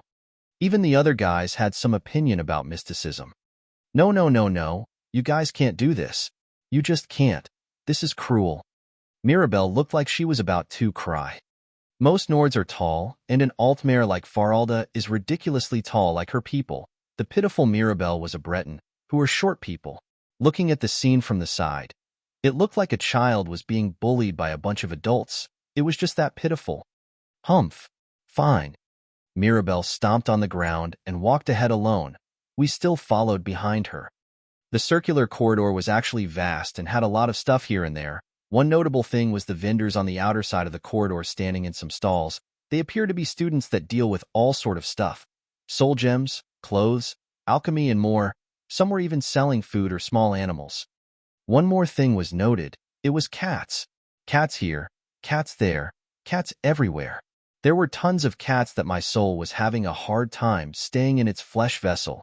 It wanted to go out and pat all these cats. Ojiski. Deep breath. That's right. Everything will be Daijibu. The corridor serves as our marketplace. As students come to the college from everywhere, most find a hard time earning money. For that, the college arranged a market idea for them. Rusning said, this was also an aftermath of the Great Collapse, as Winterhold started cutting ties with us. Where can these guys bring supplies from? I asked as I knew how Winterhold itself didn't have much to offer. Why do you think the college has its personal ships? Holman said, Captain Geldof is the one who does the supplying. His ships travel from Winterhold to Solitude, Dawnstar, and Windhelm just to get us supplies. He, of course, benefits the most. Then what about the city?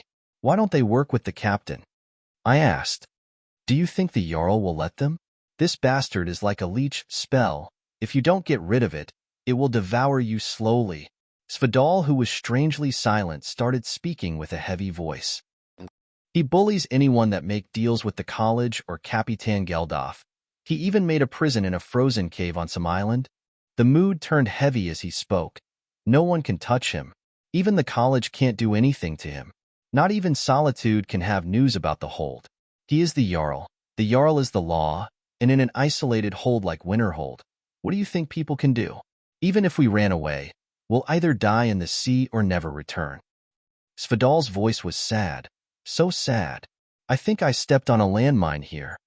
What was even more unexpected was Faralda. She patted his back for some reason. For an Altmare lady to get off her high horse and pat a Nord boy. What kind of past did this guy have? I can't really ask about that, so I remained silent. Still, what is really going on in Winterhold? From what I remember, Riften was the most corrupted and Markarth was the most violent. And from what he said, this town has a high level of corruption. People oppressed by a ruler, progress in living is not allowed. People can barely leave or die trying. Seemed like a country I used to live in once. We kept walking in the big round corridor. Unlike any other marketplace, this one was a quiet and clean one, unless for those whose jobs require some noise. I could see an orc boy making some metalwork with magic. This my first time seeing an orc. It seemed that the college made some laws for its grounds and enforced it with its own guards. College guards seems to be students with a duty of law enforcement. I guess this is necessary after all. Walking past all that gave me the idea of how big this college can be. I am really looking forward to what it has to offer. As we finally reached the big gate of the Hall of the Elements, it was wide open for the students that were coming and going. The atmosphere of that tower is similar to what a college should feel. Beyond that gate is a wide entranceway that led to a very vast circular hall with a high roof. It is as vast as a basketball stadium with a large Magicka focus point fountain in the middle of it. This is the first floor of the tower, and the hall of practicing and teaching. All the big exams happen here too. In the entranceway, there used to be 2 doors on the left and right, and behind them were the stairs, but that was in the game. In reality, however, there were no doors. The stairs were directly open and were much wider. Now it felt more like a college. You guys wait here. I'll inform the Archmage of your arrival, Mirabelle said, and walked to the stairs. I am going to look for Nurina. Faralda declared her purpose and turned around. Where can I find her? The Arcaneum, Mirabelle said without looking back. I started looking around in the hall on the first floor. The guys told me what are the Magicka focus points. Apparently, there are 4 of them, one in the circular courtyard outside and one on each tower. They are used to make the Magicka regeneration much faster to those who are around them. Also, they power up the enchantments that protect the college and serve in many other purposes.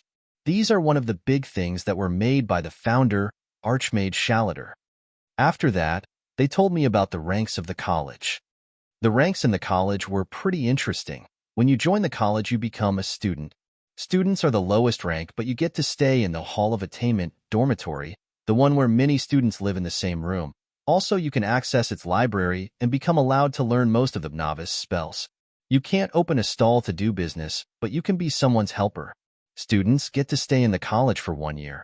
If they didn't rank up, they will get expelled. The next rank is the apprentice. This rank has more privileges. You get to move from the dorms and have your own room on a higher floor. You will have to choose a school to get specialized in, but you also can learn from all schools as you wish. You can access the library of the apprentices where you get to learn the apprentice level spells. You can have your own stall and do your business.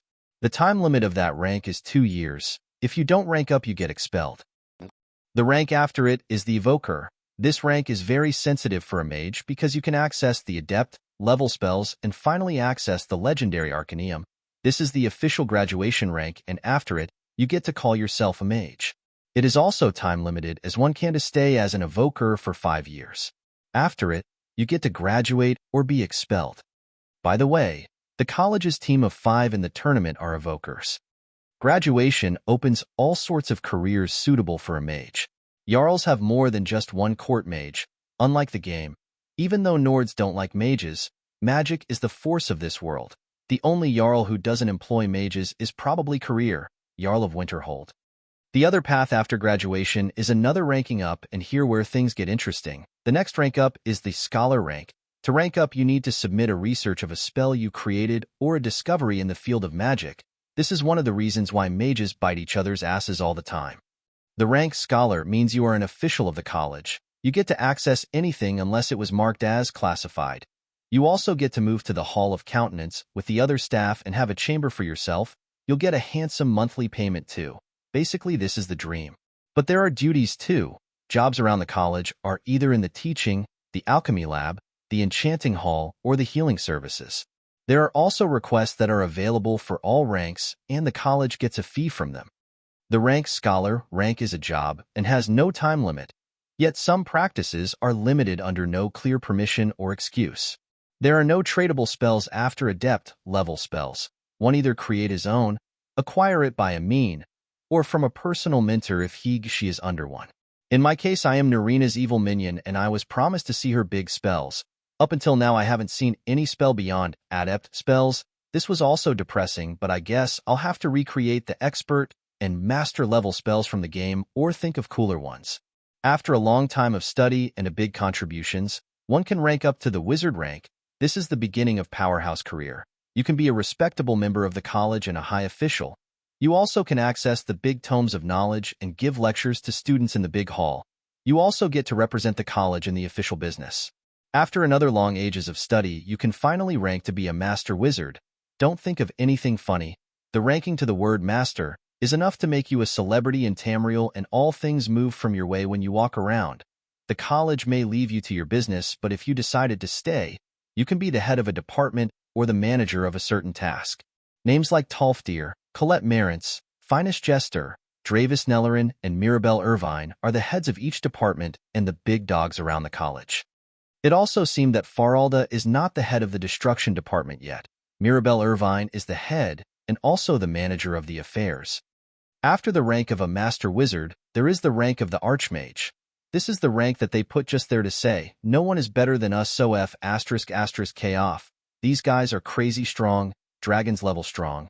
There is no rank behind it, as no one cares about any ranking at that point. Of course, there is a scary difference between the archmages themselves. You can't compare our friendly neighborhood Archmage Savozarin to someone like Archmage Shalater or Archmage Venus Galerian. This guy got his ass kicked in the game in an unsightly manner. I said before I will use the ranks of Oblivion, but I found that the college has its own ranks that were cut from the game. I will use that useful cut content here. Speaking of the devil, Mirabelle came down with a Dunmare behind her. His robes looked really grand and clean. He also walked in a proud manner and looked at us with lazy eyes. I suppose your tournament idea went well, Mirabelle. Even though we can't brag about winning as I was planning to, we still got ourselves some good reputation, he said in a slow and a lazy voice. Yes, Archmage, Mirabelle said. That is our team here. Well done, everyone. Even though it wasn't a win, I am still going to reward each of you with an adept tome of your liking, he said, then looked at me. And I suppose you are the new source of our headache? WEF. You say that to Nurina if you have the marbles. And what's with this manner of talking? Are you really her relative? I remember Nurina not agreeing with him in every piece of news she got from the college. She always said that he loves appearances and coveted the position of the Archmage, not caring about how much it would affect the political view if he became one. John Dare. I introduced myself. Quite the arrogant name, he said. Girls love it, I replied. Haha, I suppose they do. He laughed and said, Congratulations on your win and welcome to the college. Remember, what you learn here will last you a lifetime. Several, if you're talented.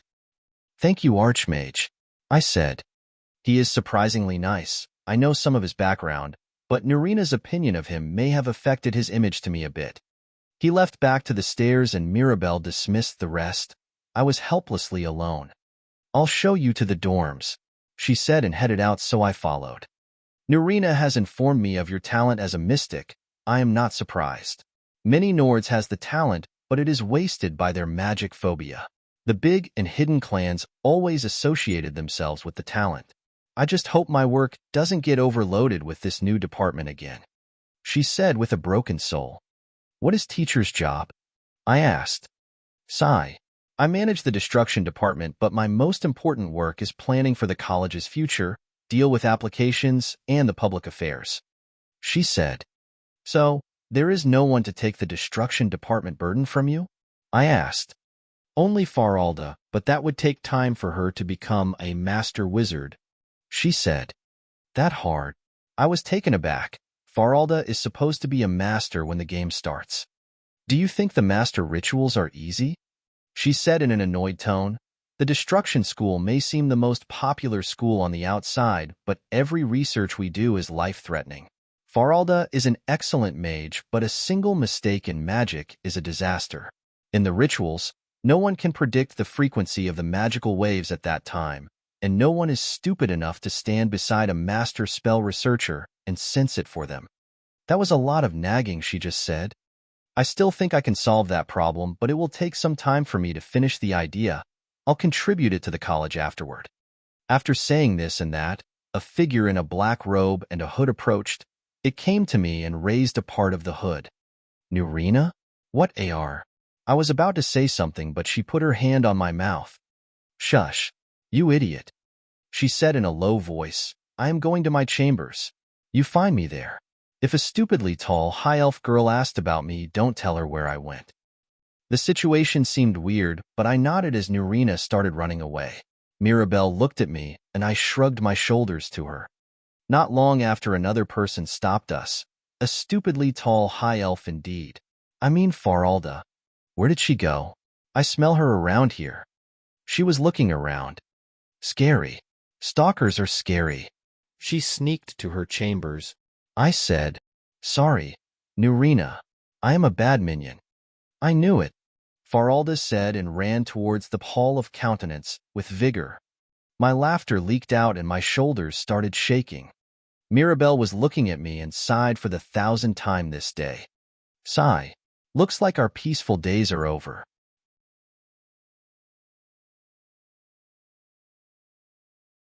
Chapter 47.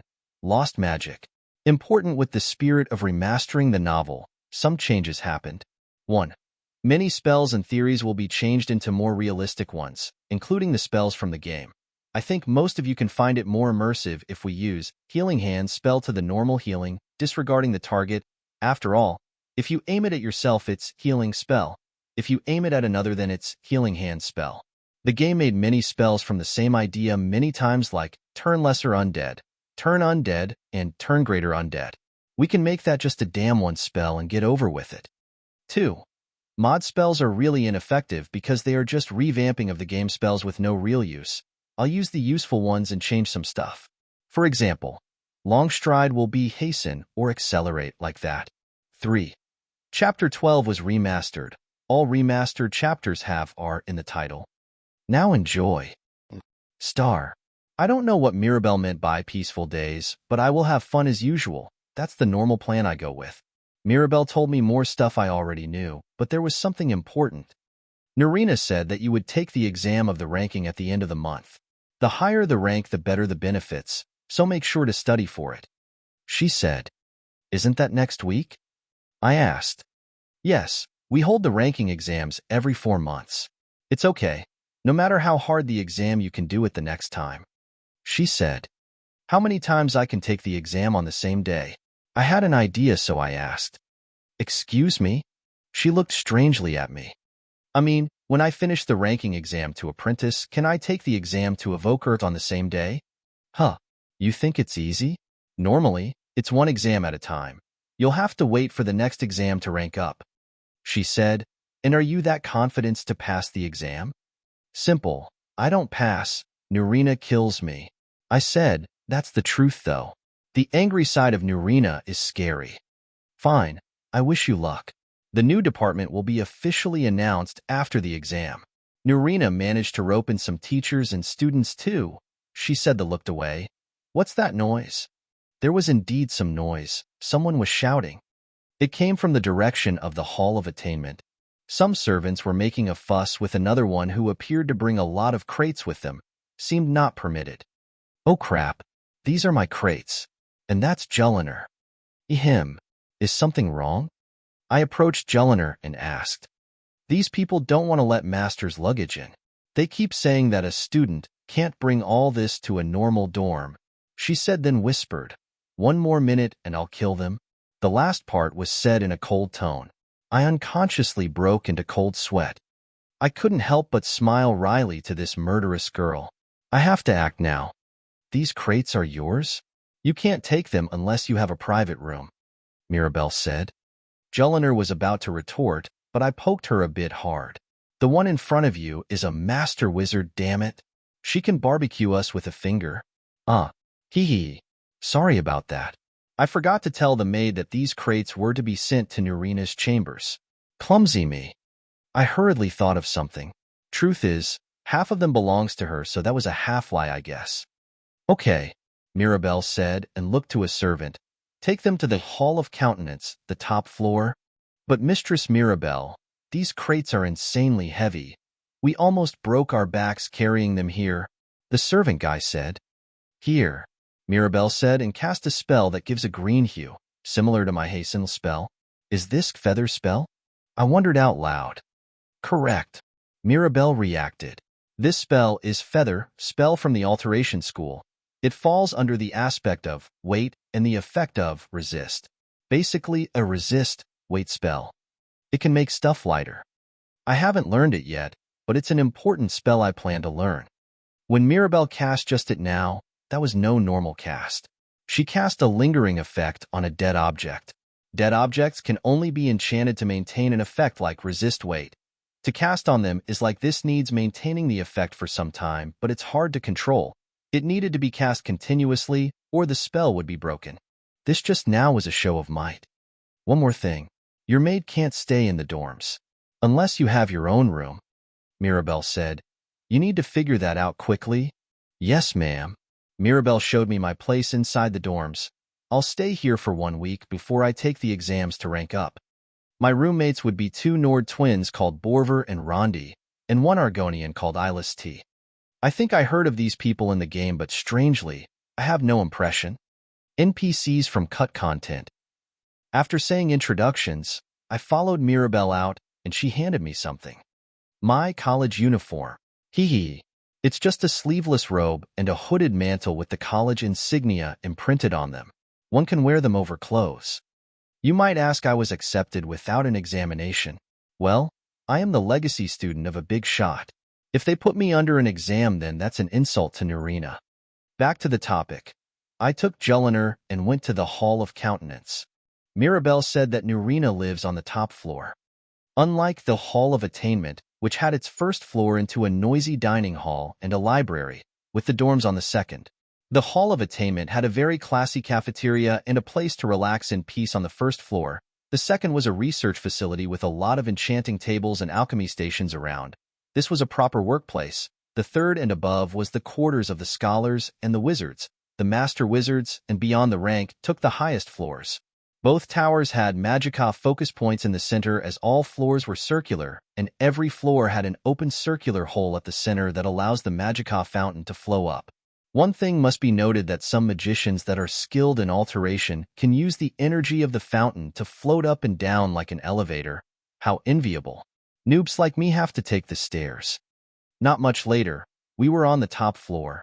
I could tell Nurina's chambers by the crates in front of the door. After knocking on the door, I heard some footsteps coming. Who opened the door was a beautiful Dunmare lady. That was not Nurina. She has a brown hair with the same Dunmare skin and eyes. Added to that was a war paint on the sides of her face. May I help you, students? She asked. Ahem. Excuse me. I am here for Nurina. Isn't this her place? I said with a smile. The first rule when you see a beautiful lady is to make a good impression. Archwizard, the lady said. Excuse me. I didn't understand what she wanted to say. Lady Nurina or Archwizard Nurina. She's not some friend of yours, student, the lady said in a scolding tone. I could hear Jullanar giggling. This damn scoundrel. My smile turned into a crumbled one. Good impression, they said. I think this is what we call a disaster impression. Ahem. Excuse my rudeness for not introducing myself. I kept my polite attitude. I am her adopted son. The lady got taken aback. She looked at me up and down. I was wearing my travel pants and a gray shirt with the new student sleeveless robe, as well as my Skyforge saber. You are John? She asked. Looks like I am kind of famous nowadays. Yes, I was saying yes, I am John, but I suddenly got hugged by that lady. It was a fast hug, but she got back and held my shoulders. So it's you. We were waiting. Nurina told me so much about you. Her irritated look turned 180 degrees to beams of sparkle. This was fast even on Jullanar's crazy standards. I'll tell her you came. Hurry in. She ran inside smiling. For a second, I felt my confidence getting a blow rather than being moved by the hug. I was using my charms, yet for some reason this woman was moved by the fact I am Nurina's son. This is tough. I took a breath to calm myself, but I remembered Jullanar, who was laughing at me. Let's see how she looks now. As expected, she was taking some time to comprehend what happened. I giggled and slipped the finger at her. Going through the door, I could see a beautiful entranceway with flower pots on each side. Walking ahead and turning slightly to the right was a large room full of furniture. It has a big round window that its bars were shaped into the insignia of the college. The room had 3 beautiful ladies. The one I just met and a Faralda who somehow magically merged into a helpless-looking Nurina. "What's up?" I said while grinning at Nurina. Nurina's expressions were dark, and she looked at me while murmuring something. "Traitor." "Huh. Sorry?" "Traitor.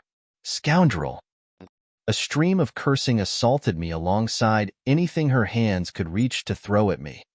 "Lonith, hold him down," Nurina said to the other dumb-air lady. Her name was Lonith. Huh. Where did I hear that name before? I have little recollection of the name. Was she from a mod? Never mind that now. I caught all the stuff Nurina threw at me. The chaos continued for a while until Lonith called it off. By some miracle, she could separate Faralda from Nurina. What a capable woman. Can you act with some sanity around here? She was also scolding Faralda. I am taking 15 years worth of snuggle. With interest. Faralda was still ready for another round. As for Nurina, who ran behind some table. Never seen that side of hers before. Look now. We have some students here. Act with some dignity. Lonith gave a lecture. Now, you have a report to write and a class to manage. Let's go before Mirabelle joins the mess. The very capable Lonith dragged Faralda out and left the chambers. Who remained were me, Nurina, and Jullanar, who just followed in. Stinkin' brat. You sell your old mother out to that walking tower of snuggling and come to laugh at it. Nurina was glaring at me. I could help but smile wryly. She became lively again. Seriously, you can't blame me. I mean, she was sniffing after you in the corridor. You should have covered your scent. I said that after looking around for a place to sit. Sigh. This is my fault. Nurina shivered when I said the thing about Faralda tracking her by scent. How did you guys get along that well anyway? I asked helplessly. Nurina looked at me, then walked to a chair, then sat while holding a mug. That's some coffee from the smell. Long ago, before the Great Collapse, I was just a scholar here and Faralda was a new student that came from Somerset. She said, "What do you think would make an Altmare girl leave her home that is famed for its magic and come to Skyrim? Good weather, friendly locals, tasty food." I started to mention Skyrim's features. Faralda had no class or status in Somerset. She was talented but poor as most of the students who come here. Nurina said, "I taught her and she was a good learner, so I doted her for a while, maybe more than I should. Never thought she would be a pervert." It's okay as long as nothing weird is involved. So why did you leave her with no connection for 15 years? I asked. I went for Rift End to test some spells with some of the hags who followed the old ways for many years. I wanted to reach a way to find the soul cairn and conjure creatures from it, but I was delayed when some friend asked me to adopt you. She said. This is the first time she speaks about my adoption. But why did you work in an orphanage then? I was curious. I told you before. No one would suspect the friendly orphanage headmistress to be a mage on a fieldwork. She said. Back then was a post-war period and any stranger was being suspected of being a spy. She is right. Anyway, who is that girl? That's Jullanar. I hired her to be my maid. Nurina raised her brows. Really? How did you meet her? She was an assassin hired to kill me by Sibby Blackbriar. Nurina lagged. She looked at the girl that glared at her. I could feel Jullanar shuddering from the killing aura Nurina made just now. You don't need to be like that. You see, things happen like this, and I started telling her about what happened in Solitude. After listening, Nurina was amazed more. You killed an assassin, killed 3 thugs, and then killed Sibi son of Maven, Nurina exclaimed, "Boy, I look away from you, and you already killed some people and lost your virginity. Mama approves." Thank you. I was appreciating her approval, but something felt wrong. Ehem. What is that thing about my virginity? I felt like I heard the word. Stinkin' brat. You thought I wouldn't notice. Nurina smiled evilly at me. We'll talk about that. Alone. Crap. This won't end well. Just like that time when I held Akira's tail. Anyway, I brought you the stuff you needed. Joel, bring it in. Jullanar took the chance to escape from Nurina's presence. After a while of talking, Nurina already made me confess everything. She was impressed by the magicka cultivation, but said it would need a lot more than just that to be an effective training. So, what do you research now? I asked to get some space from her questions. Did you see Lonith just now? She is our Mysticism Department new addition, and will be your teacher. I let her see some of your ideas, and she took a liking to them.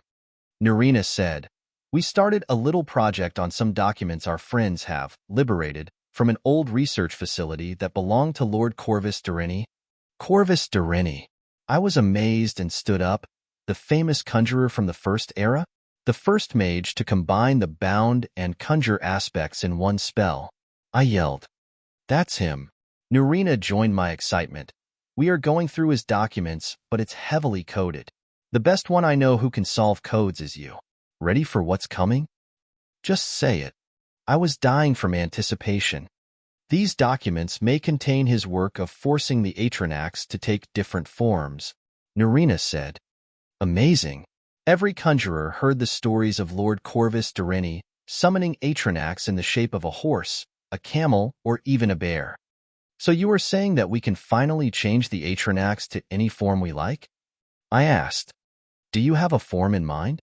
Nurina asked. Hee. This will be crazy.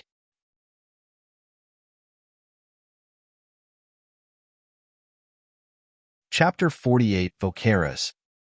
The chapter will be edited later. It was not as fun as I thought. Solving the code of these hurdles of paper is a pain.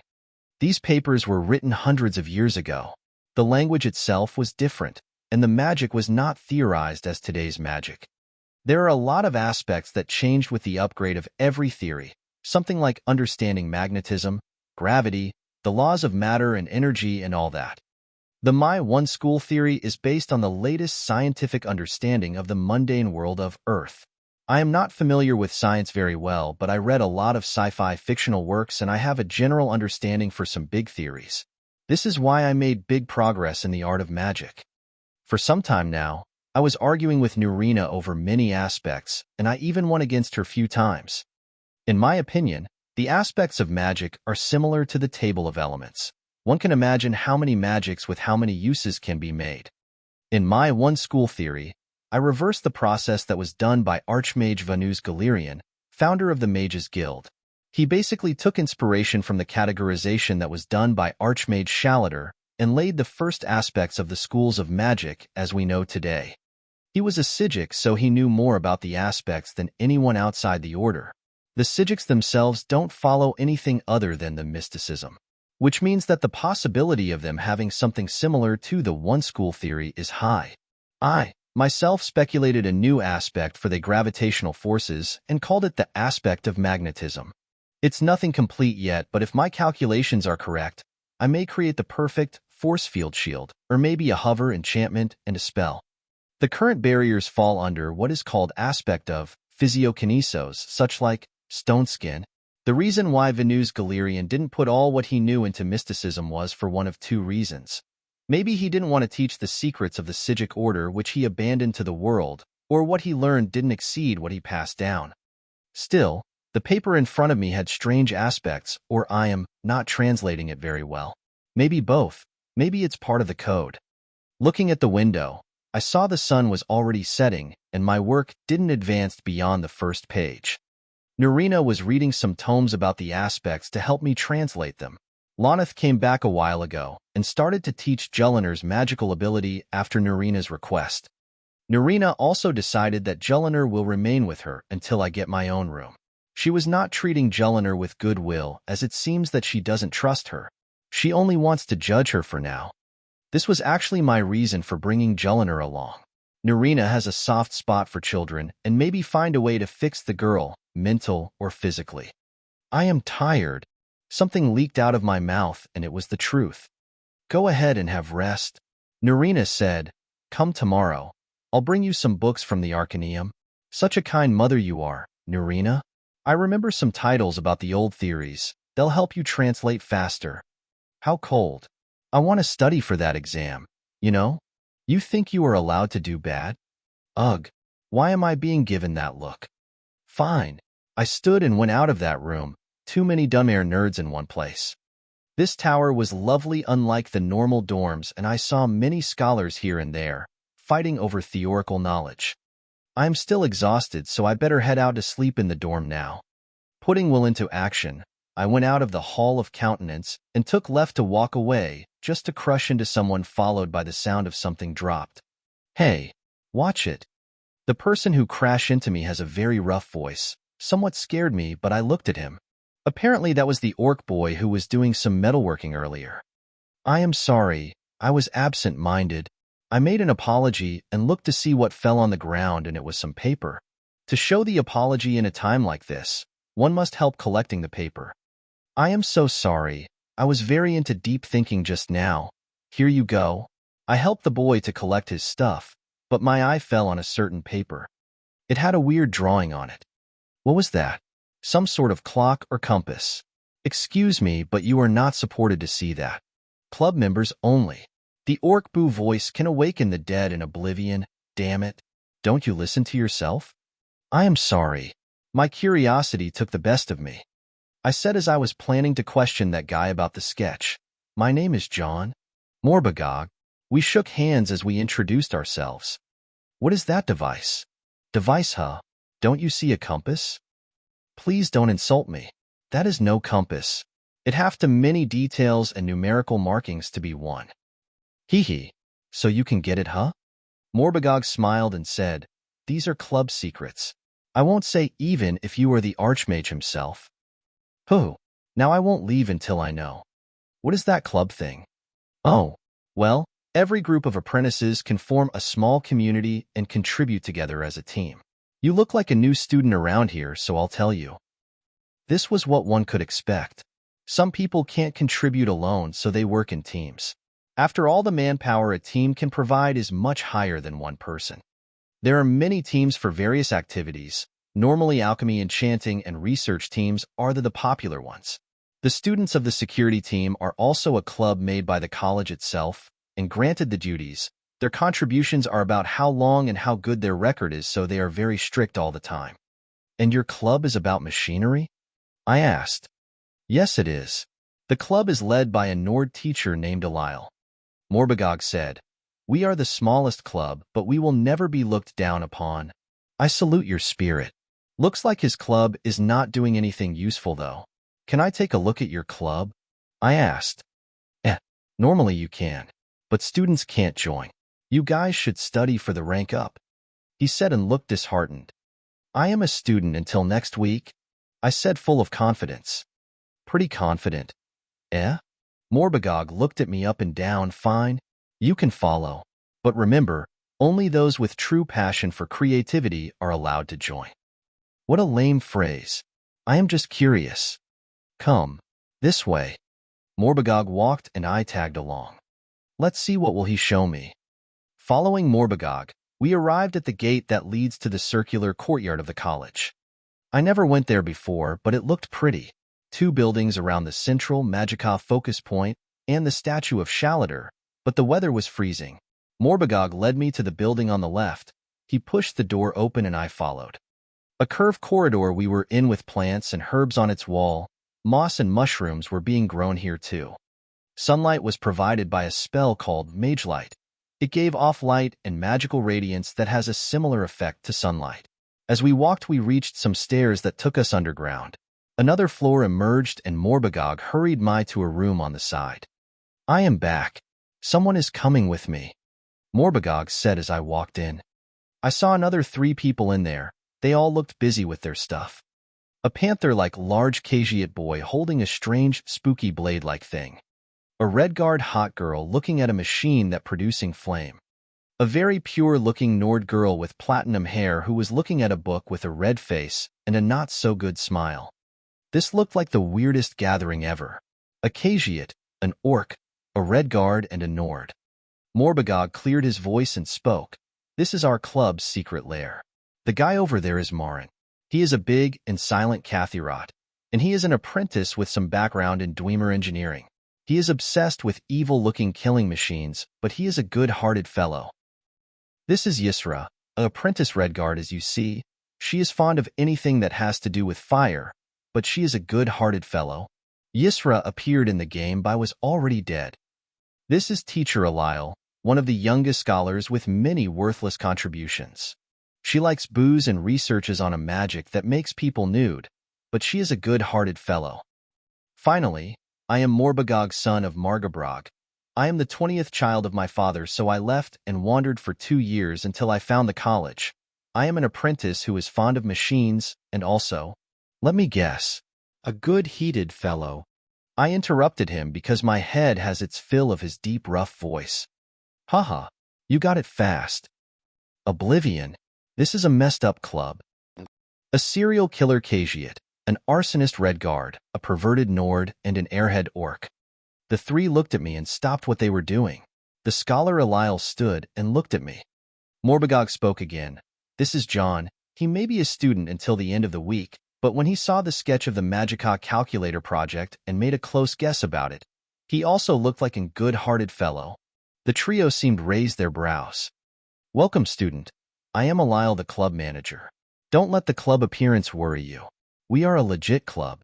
We are a research club that is specialized in machines. We may lose in numbers, but our spirits are strong. She made a speech full of spirit. Marin and Yisra looked away, not interested in what she was about to say. Club rules are simple. As long as you are free thinker, creative and machines lover, then you are welcome in our ranks. She finished her short show, then made some puppy eyes. Please join us. These are some serious puppy eyes, but who is she using it on? The cat lover overlord. I'll think about it. Alile clicked her tongue and sat back on her seat. Morbagog cleared his voice and was about to speak, but I jumped away scared from the sound he made. Hee. Sorry. Truth is, we need a 5th member or we will be disbanded. I thought you have a good brain for machinery, so I invited you here. This one thinks you need to take a look around first. Marin spoke. Feel free to ask about our personal projects. So what do you guys do? I asked immediately. I am working on a highly flammable project to fill dungeon with gas and kill all the vermin dwelling in. Yisra said without looking away. She was standing on some alchemy station behind Alile's chair. She'll kill herself one day with something similar. I work on the main team project for now, the one you saw in the sketch, as well as my stall. Morbagog said. This one thinks that the Dwemer could have done a better job with their machines. I am adding some ideas on a model to make it 100 times more deadly. That was Marin. That is one hopeless team. What about Miss Alile? I asked. Huff. Heh. I am working on a spell that makes everyone nude, as well as the main project. She said. This girl is dangerous. But I couldn't help but look at the runes of the spell she was sketching. Spells are made of magical energy called magica that is shaped into the runic circle or magic circle that gives birth to the spell. Similar to the rune spells from the game, this was the main idea behind the magic. The runes she made were a total mess. A strange mess with a chaotic appearance, but they seemed familiar. The book I read this morning has the same chaotic feeling. Can you explain what are these runes here and here about? I asked with the thickest skin I have. Prying into another mage's business is impolite, but I feigned the ignorance of the students. So you are interested in making people nude as well? Of course it is like this. Alile didn't mind at all and started explaining. What was that? This girl is a genius. Her brain worked around many aspects as if she was thinking like a cyclone. These chaotic runes started to look very beautiful. I was being illuminated by that perverted girl. Even though she was a pervert, she spoke in a very accurate manner when it came to the spell. Her explanation pulled Morbagog and Marin to stand beside me in front of her. Yisra's remained behind Alile, busy in her world. After she finished, I looked at her and was in wondering. Miss Icicle, you are one big nerd. I said that while admiring her perverted work. Ehe. She smiled and puffed her flat chest. She was standing, but I noticed she was a shorty for a Nord. Only problem is, to make people go nude you need to cast a lingering effect on a dead object which is there like clothes. If you do it like that that's fine, but the amount of control you need is unfathomable. I saw teacher Mirabelle cast a similar spell this morning, and it was impressive. Sigh. I know. How frustrating. My control was never my best quality. Morbagog scared us with his voice again. I am sure you will do it. Big sister won't give up. Marin, who was standing beside me, was sighing and shaking his head. Okay. Don't shout, Morbagog. Don't shout. Icicle was calming down the orc boy. Shout. Huh. An idea came to me. What did you say, John? Icicle heard me. I say, teacher. Maybe a spell would be hard, but what if it was a shout? A Thursdayum? I said my mind. That's a good idea. But the Thursdayum needs years of practice, and it's not known if there is a word for nude in the dragon language. Oh, about that. I researched about that long time ago when I tried to make my own shouts. From my past life, there were people who researched the dragon language on a website and came up with thousands of words. I also thought about a shout with the same function. If I remember correctly, then it was VOKARAAS Linus Nut, which meant undress sexy nude. I think I know a word that means undress. I said. What? The four people freaked out. That was a Thursdayum after all. Truth be said, I researched something on my own and made it to this word. I took a paper and drew the dragon runes on it and translated it for them. This is the word. I handed the paper to Icicle. It's red VOKARAAS, VOKARAAS, 7 dragon runes as you see. Morbagog and Marin stood beside of me in awe. Ysra stood behind Icicle looking at the word. Icicle was looking at the word as if she was imprinting it in her brain. Her breathing became heavier and things got dangerous. I only gave her the word to repay her on the favor she did to me. I now can finish the work with Nurina before the exam. How does people shout? Marin asked. To shout you need to fully understand the word and its runes.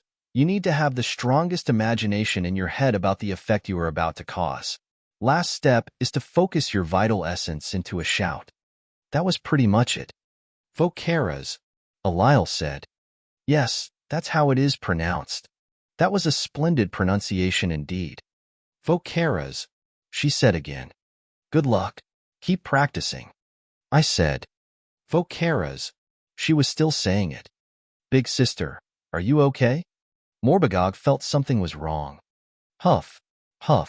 Hee. Icicle stated to make weird voices. I had a bad premonition, but, alas, I was too late. VOKARAAS.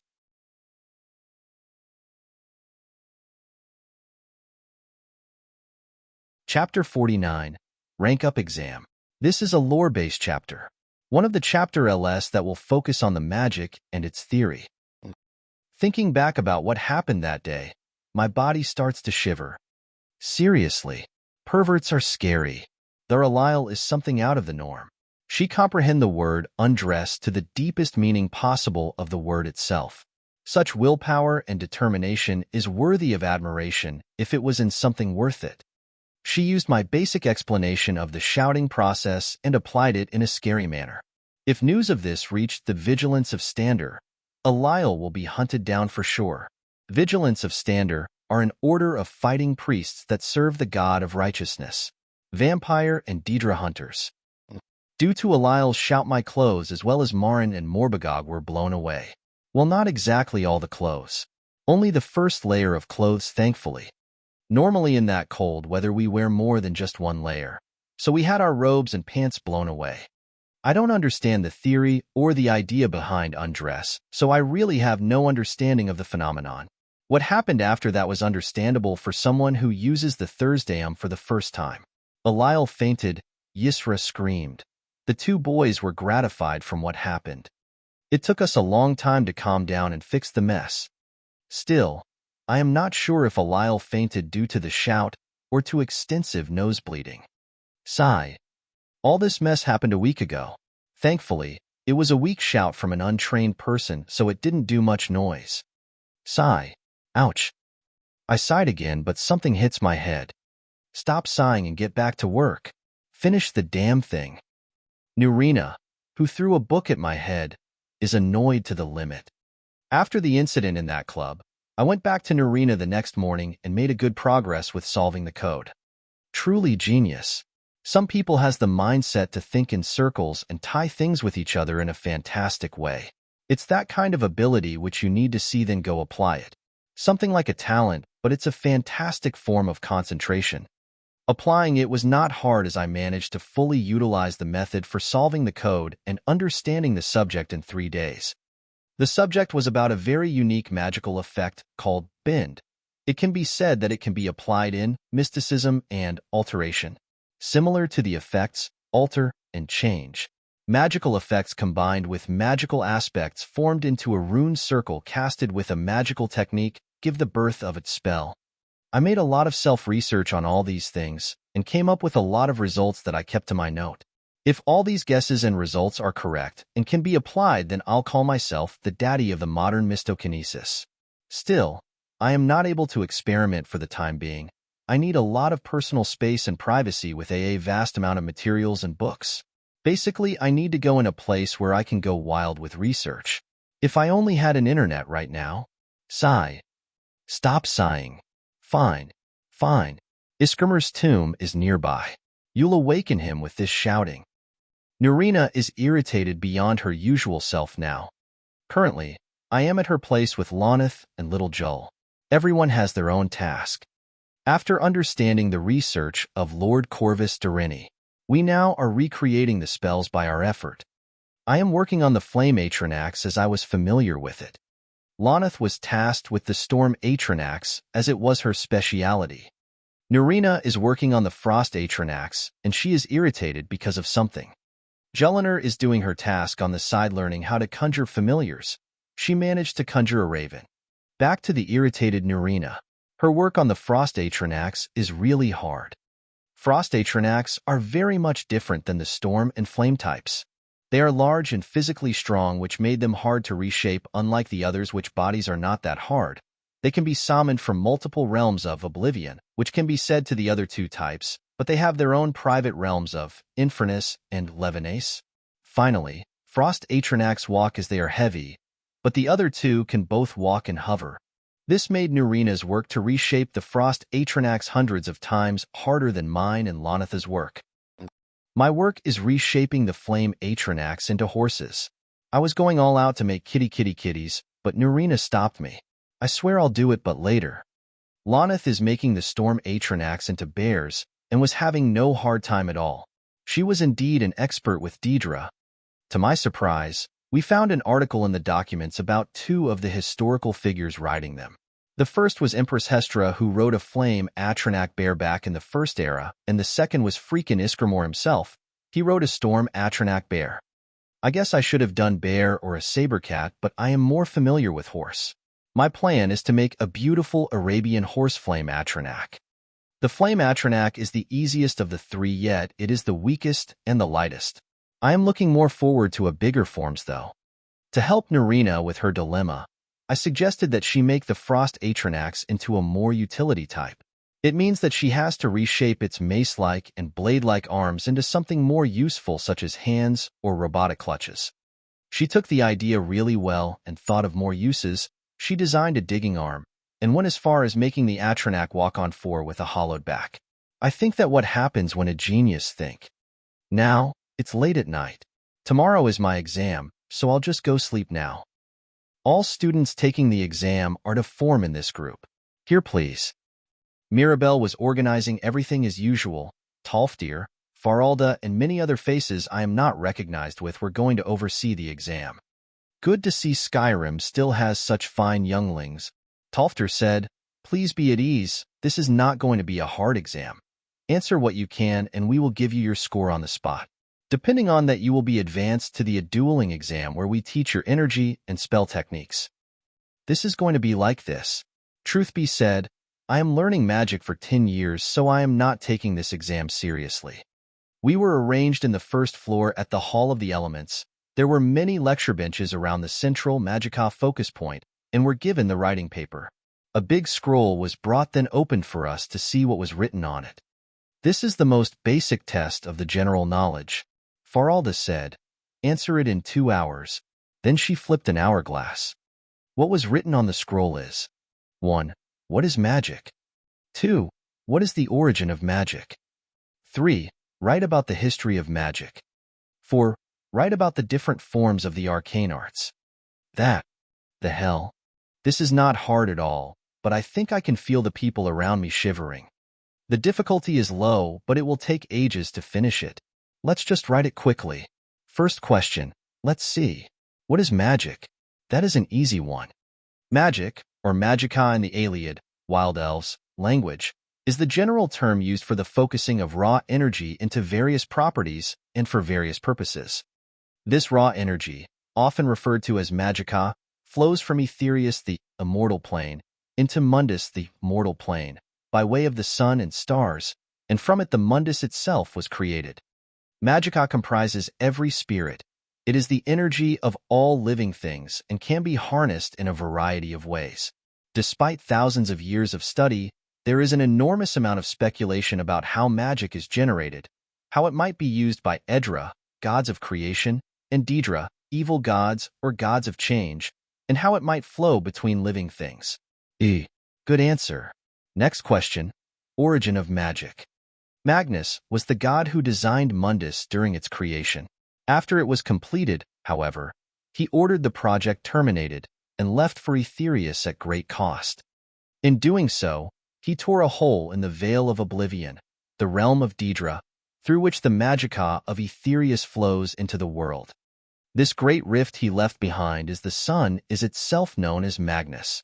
Soon, other Aetiata, general term for all gods, who agreed with Magnus followed his lead, leaving smaller holes which are the stars, through which magica also flows.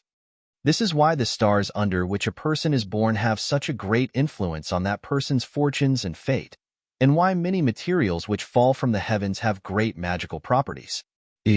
Answer complete. Seriously, how can I believe any of that? Still, I had to write it. Now for the big question, the history of magic. Gah, I hate this part. Some of the first recorded uses of magic were by the Aelids of the First Era. Through the salvaging of fallen fragments of Aetherius, they attained great arcane power, which they used to enslave the early Cyrodiils. With one or two exceptions, wizards of the early First Era were generally solitary, and there was little collaboration beyond the master-apprentice relationship or standardization in magical practices. Until the Second Era and the construction of the Arcane University, the Crystal Tower of Somerset Isle was considered the pinnacle of magical research and learning in Tamriel. Many different magical arts have been developed during Tamrielic history for purposes. What an endless question. Next, forms of the arcane arts? Gun question but long. Spellcasting. The act of drawing on one's own magica reserves in order to generate some kind of effect in the physical world is called casting a spell. There have been 6 widely accepted schools of spellcasting over time, each with a number of spells that pertain to its particular purpose. 1. Destruction. Harms the target by damaging its health with either elemental or magical attacks, draining and damaging its attributes. 2. Restoration. Augments the target by restoring or fortifying its attributes, granting it resistances to the elements, magic, disease, paralysis, poison, or curing it as harming the target by absorbing its attributes. 3. Conjuration. Call upon otherworldly entities through telepathy. Conjuration spells augment the caster by granting them Daedric and undead guardians, Daedric gear. 4. Alteration. Alters the physical and magical properties of the target. Alteration spells can, for example, make objects heavier and lighter. 5. Illusion. Illusion spells harm the target by manipulating its mentality and vision. 6. Mysticism. Is an obscure school, though its spells seem to manipulate magica itself. Due to its spells that bind the target's soul, this school is closely related to necromancy. Mysticism spells augment the target by granting it the ability to detect life, absorb and reflect spells as well as harm it by dispelling its magical effects and trapping its soul, including the ability to move objects through space with telekinesis. Enchanting. Enchanting is the act of endowing objects with magical properties through the use of a soul, almost always with the use of a soul gem. An enchanted item's power diminishes with use, in which case additional souls may be used to replenish it. The strength of an enchanted item and the amount by which it can be recharged is directly related to the magnitude of the souls used. Alchemy. Alchemy is the act of mixing, boiling, and distilling various substances to obtain their chemomagical properties and create potions and poisons. This is as far as I can go now. Time is up. I was thinking to write about more stuff, but I guess at least I wrote the minimum required. Faralda took all the paper, and now I am waiting for them to finish with the score thing. An hour later. This was bad. Why is there such a heavy killing intent being aimed at me? How the hell can anyone score like this?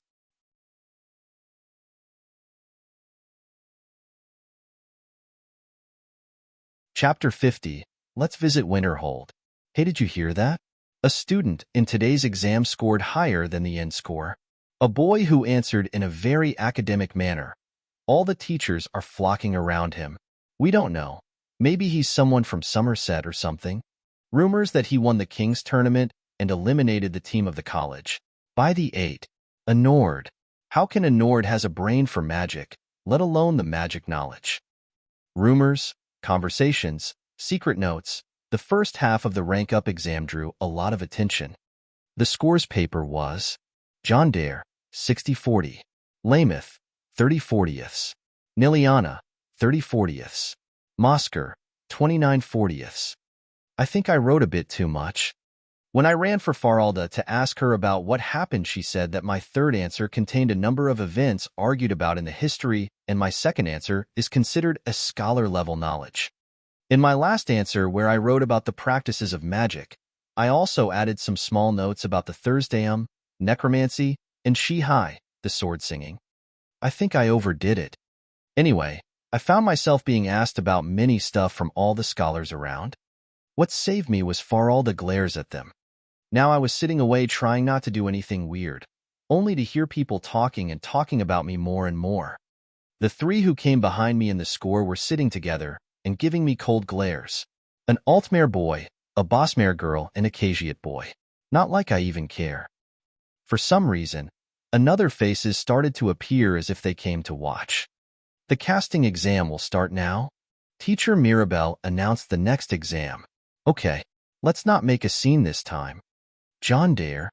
Damn it. Why am I the first? Stand there and cast what you were told to cast. Faralda is the one testing me. First, a ward.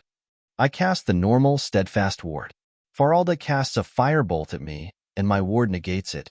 A channeling destruction spell. I cast sparks, this time, and Faralda received it easily. A bolt restoration spell. That's easy. Sunfire is the spell I need. Conjure to your limits. Now, wait a minute. This will be scary. Faralda looks at me and says it again. I conjured 5 familiars, all cats. You pass.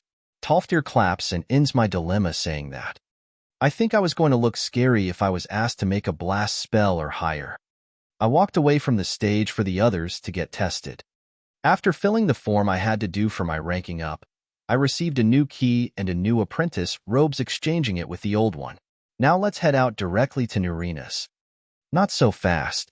A voice called for me at after the gate of the tower. A problem? I didn't like the voice or the Altmare who spoke. Not at all. I don't know who are you or where do you came from, but good to see a new face around. The Altmare boy said, I am Orthorn. My team is a research team which can be called the best team in the college if you... The best team? Huh? Before I retort, someone else did. A Breton girl, it seemed. I can call your team a bunch of thieves, and you won't even retort to the fact? Mind your business, Nurina. This my business too. My team is a team of elite apprentices. We are the team that does all the real work around here. I'll pass. I think it will be a headache to get myself into student fights now. Nurina looks at me as if I denied the mercy of Mara. Orthorn, on the other hand, smiled slyly. How sad. The apprentice rooms have people with all sorts of attitudes. It would be sad if you don't have someone to watch you back, he said. A threat? And a bullying threat at that. Double crime. I know only one way to deal with a bully. A low blow. Yeah, you bastard. Now his appearance is just perfect. Hey, what are you doing? Nurina jumped back from my sudden move. If you don't have anything to say, then scram. I'll deal with this trash myself. She looked at me, then turned away on the spot. Smart girl. This attitude of yours in Riften will bring you a nice resting spot at the bottom of a canal, I said as I looked down on the crouching elf. Next time I feel something is wrong around me, I'll come and find with you. Don't let me see you around too. He was immersed in pain, but he heard me well. I grew up in Riften, so bullying was something I grew up with. I always respond this way to it. Leaving the elf in pain alone, I headed directly to the Hall of Countenance. I still have a spell to finish. Who opened the door to me was a sleepy-looking Jullanar. This was still early in the morning after all. This is the key to my new room. Remember to move our stuff there? Giving her the key was a way of showing trust. This girl tends to get moved easily by anything like that. How was your exam? Lonith asked me. The first? Good. Make sure to join a good team. Make some friends and have fun. What a kind lady this Lanith. Nurina would say something like, well, if you can't be the first, what is the point of me teaching you anything? That. Sigh. Hurry up and finish the spell. We will start the application now. Nurina is still in a grumpy mood from working on the Frost Atronax. I have already finished the spell before the exam, so I have no problem going now. Holding the final product in my hand, I checked the steps one by one and started preparing the cast. Casting a spell for the first time is like learning how to walk all over again. The process is slow at first, but will improve with practice. After getting the hang of the steps, I ready myself for the final call. Conjuration requires a telepathic signal between the souls. That's why conjuration is always associated with soul magic and necromancy. As the link gets established, I transmit the shape with the effects I learned from the research papers. Atronax are beings with souls and ego. They are less tricky than the other Daedra, but their mental capabilities are simple. Reshaping them was a lost magic, but now I am doing it. How many Atromancers would kill for this magic? After getting everything done, I cast the call mark on the ground in front of me. All that is left is for the Atronac to answer the call and open a passage for itself to come from oblivion to Mundus. Some people may think that conjuration is a space magic, or something similar. But the reality is tough. It's all about making a guide for a Daedric being and relying on its initial ability to warp the void between realms while bounding it to the caster. As the mark was put, the void started to warp and a being of fire emerged from it. For the void to disperse, it is a no long wait, but the anticipation made it seem longer. The head appeared, followed by the rest of the body. My oh my! Nurina, who was ready to cast the Banish Daedra spell anytime, exclaimed at what she saw. What I was racking my brain around these past days was that form. I wanted to create a more beautiful horse than the ones around Skyrim. The horses here are hateful in my opinion. I really hate how bulky and ugly they are. I know that they fit the climate and the nature of Skyrim and all of that. But look at this. This is how a horse should look like, ladies and gentlemen. Finely svelte body structure, concave profile, arched neck, comparatively level croup, high carried tail. Even the horns of the normal Atronac took a nice form over the head. The body is made of fire and volcanic stones that formed into a nice pattern of curves and shapes, only added to the overall beauty of the horse. What more can I say? It made any other horses around here look like a bunch of sad potatoes. You might ask, is that immersive? Why would I care? It's a beauty. What kind of horse is that? Lonith asked. Something from my past life. Past what now? Ignore that part. Nurina's and Joel's voices overlapped. Do you have a saddle around here? Why would I have one? Also, you need a saddle that can resist fire. Nurina said, just try commanding it around for now. That was easy. The room was vast, so making it move was no problem. The behavior resemblance of a real horse was installed by the process of the spell, but it had no temperament of a real horse. Still, I want to test the speed, but that will be for later. After a while, Lonith conjured a storm Atronak bear.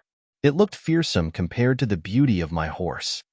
It had a big body that reassembled a real bear, but its shape was a bit too alien. Storm Atronachs are made of gray stones with lightning power, putting them together into a humanoid shape. Sometimes it has legs, and sometimes it hovers with no legs. The Atronach bear looks like that. It looks as if someone put some stones together until it resembled a bear and linked them with lightning. Unlike my horse that was made mainly for riding, the bear can fight and cast spells. Finally, Nurina conjured the frost Atronax with normal hands. It resembled the one from Tessive, Oblivion. Practicing was not easy as we had to banish them then conjure them back. I also added the frost Atronax to my arsenal and learned how to conjure it. Still, I am proud of the fire horse. I think I can ride it with no saddle if I used Fireskin spell, a variation of Stoneskin that protects mainly against fire. Okay, let's do that then. I am going to Winterhold. Back at the entrance again after a week of crossing the college's bridge. I kinda hate that bridge. Some sort of a trauma I had since my first try of the game. Going somewhere? A scary deep voice returned me back to the present. I jumped away scared of what kind of creature may cause such a vocal attack. Morbagog, don't speak before I ready myself, damn it. Ha ha ha. Sorry, I forgot. He was laughing as if nothing happened. Where are you going? I am going to look for a stable in Winterhold. A stable? That's at the other end of town. Come, I know the place. Morbagog walks ahead to the gate that opened itself smoothly. I want to study that gate at some point. Walking this bridge is a hairy experience, but I finally get myself to its end. God, I missed the fast travel. Winterhold. Ruins of wood and snow just as the game, but the damage here is massive and saddening to watch. There were some intact houses, some other looked new. People are trying to live anyway. What is your business here anyway? I asked Morbagog. Snowberries. They at least sell that here. So, how can I get to that stable? I'll take you there first, then we'll go buy the snowberries from the inn. No problem with me. A few minutes later, we reached the stables. The road was along the town as there was a mountain on our right side. Some houses were there and also a big longhouse. The longhouse is a Nordic-style mead hall that the Jarl lives in. Normally, a Jarl lives in a castle, but that isn't the case for Jarl Career as his hold is in no shape. I am not a man of politics or governing, but I can think of 100 ways to develop such a broken town. For this town to be in that shape for 74 years is a complete waste of time and resources. Gotta admit, the locals weren't friendly at all. Some even hid their children in their homes from the big bad mages. Everything looked poor and miserable. I arrived at the stable with Morbagog, who called for a stable boy, yet his voice scared even the horses. This guy has embraced his voice completely. Negotiating a price was easy as I was loaded with money since my visit to Solitude. Now, I have the saddle and the reins. The only thing left was to enchant them. As I followed Morbagog to the inn, I decided to just finish my business here. The Frozen Hearth Inn was the place that can openly deal with mages in Winterhold. One can say it is the neutral ground in the town. The inn was warm and cozy, and there is a bard too. I'll do my business, so you sit somewhere and order us some mead, Morbagog said and headed in. I chose a table in a dark corner so no one can see what I do. Putting the saddle and the reins on the table, I took out an expensive-looking sack. As I untied it, what appeared inside was a troll's skull, 5 candles and a glass veil filled with bone meal. Now let's get to work. First, draw a star in a circle and add all the runes around it. Second, position the candles at every end of the star and the skull between any 2 candles. Now it's time. I took the reins and placed them on the circle, then took out a common soul gem and put it beside it. After lighting the candles, I concentrated on making a simple spell with 1 effect and 1 aspect. The effect was resist, and the aspect was flame. After forming this simple spell, I cast it on the skull that transferred it to the circle. After a while, the soul gem's color started to dim and it broke. This meant success. Using the detect spell confirmed my success. After that, I repeated the process with the saddle. Nothing out of the norm happened. This is going to be fun. After packing everything back, I called the tavern girl. May I bring you something? Oh.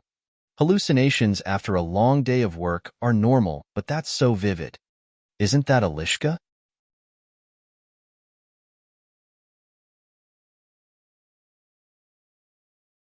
Chapter 51. Whistling Mine.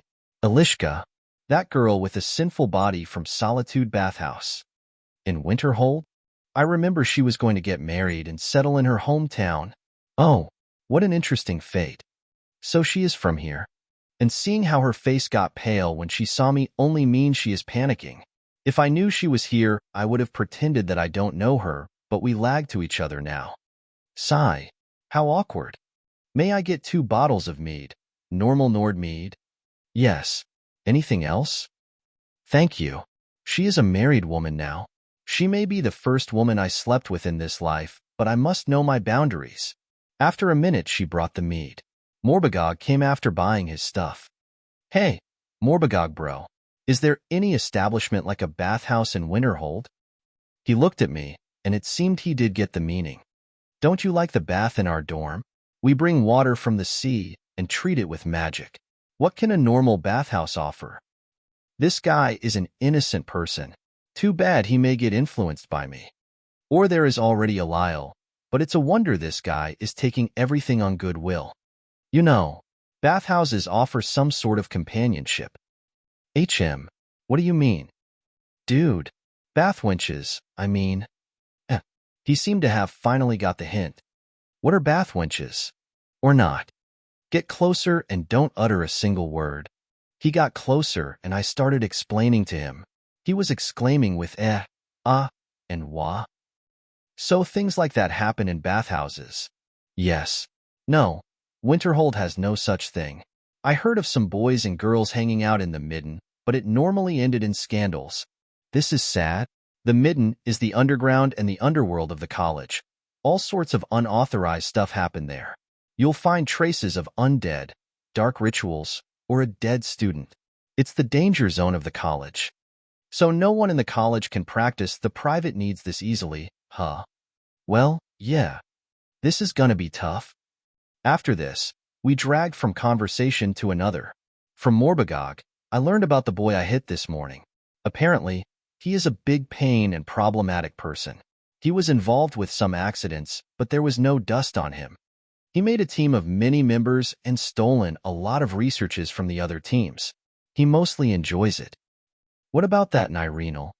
Orthorn and Nurina on the same day? I don't know how to react to that. Nurina is the opposite kind of pain. She is convinced that she is some sort of elite. Orthorn knows that he breaks the rules, but Nurina doesn't even recognize them. She may do anything to acquire power or knowledge. Good grief. Idiots are really everywhere. Not that I am complaining. Idiocy is a cosmic law. Seeing this kind of people reminds me of my past life. I had a boss and a senior who were that idiotic. I am a rebel by nature, but when it comes to money, I think I was disadvantaged at that time. Sigh. Don't look disheartened. At least you have a background. How do you know about my background? In the college, there are hardly any secrets. And you, my friend, is the hottest topic today. I knew this would happen. Sigh. Couldn't help but sink into my chair and feel depressed, praying that the world may give me a break. Yet how can this world answer to a non-believer like me? Accidents always happen. What is that noise? An in-patron raised a question as there was some noise from outside. A dragon attack? No, still 4 years early for that. What is it this time? I asked and Morbagog went out to ask. I am too lazy to care. A collapse in Whistling Mine. A collapse. In a mine? That didn't happen in the game before. I guess this is the price of an immersive world. People went into an uproar. Seems like it is not a usual event. Let's ask the Jarl for help. We need to get to the mine first. Gods, how did this happen? The people started running around trying to do something. Whistling Mine, if I remember, is the smallest mine in the game. Basically, some landmark to fill an empty barren road of snow. The interior in the game was small and icy with only 2 iron veins. Morbagog, what are the details? A boy came running all the way from the mine to here. He said something about the mine collapsing and people trapped inside. The Jarl is questioning the boy. How far is the mine? If what I heard is correct, a day and a night walk? The boy ran from there to here? He seemed to be the mine guard. This is amazing. Even I can't run for a full day. Look, John, the college doesn't want us to interfere with the locals, so let's just keep to ourselves. I know, but I don't know how to think about this. Let's just see how the Jarl will react, I said and headed outside carrying my stuff.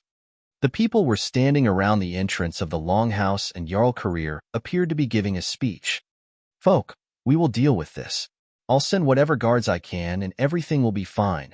Back to your business or whatever. Career spoke half-heartedly and dispatched 20 guards. Only 20. On foot. Not going yourself. The townsfolk's faces took all colors, black from disappointment, yellow from shock, pale from fear, red from crying. The guard was a boy donned in the usual game's armor, yet it covered more than the game. Of course, some purses on his face as he seemed to have suffered from the damage himself. Who was tending to him on the side were 2 women, one of them was Icicle. I somewhat was considered, so I went to their direction. And as if she sensed me, Icicle tried not to look at me directly. Hey, mind if I help? I am a healer. As if my help was not expected, some people eyed me with strange eyes.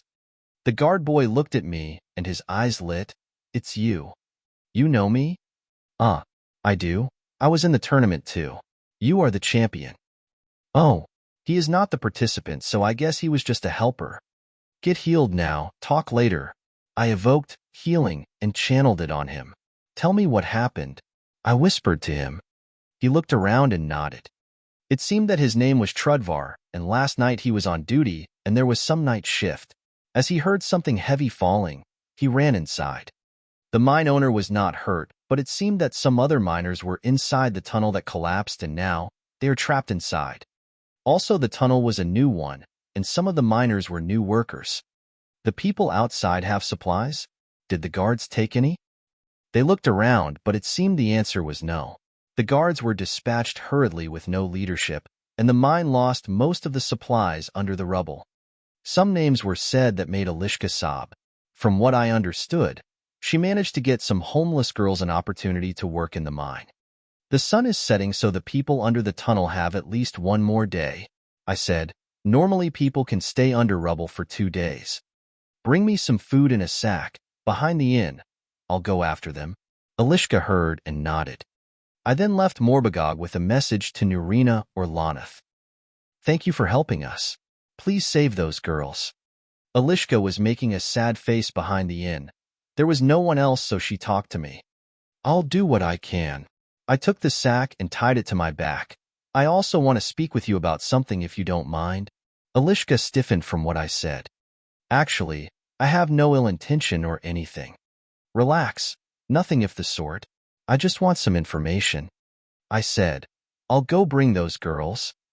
As I said that, I evoked the spell and I wanted to use, and here it is, my beautiful fire mare. Icicle sure took the shock head on. Hee. Witness how awesome the horses can be.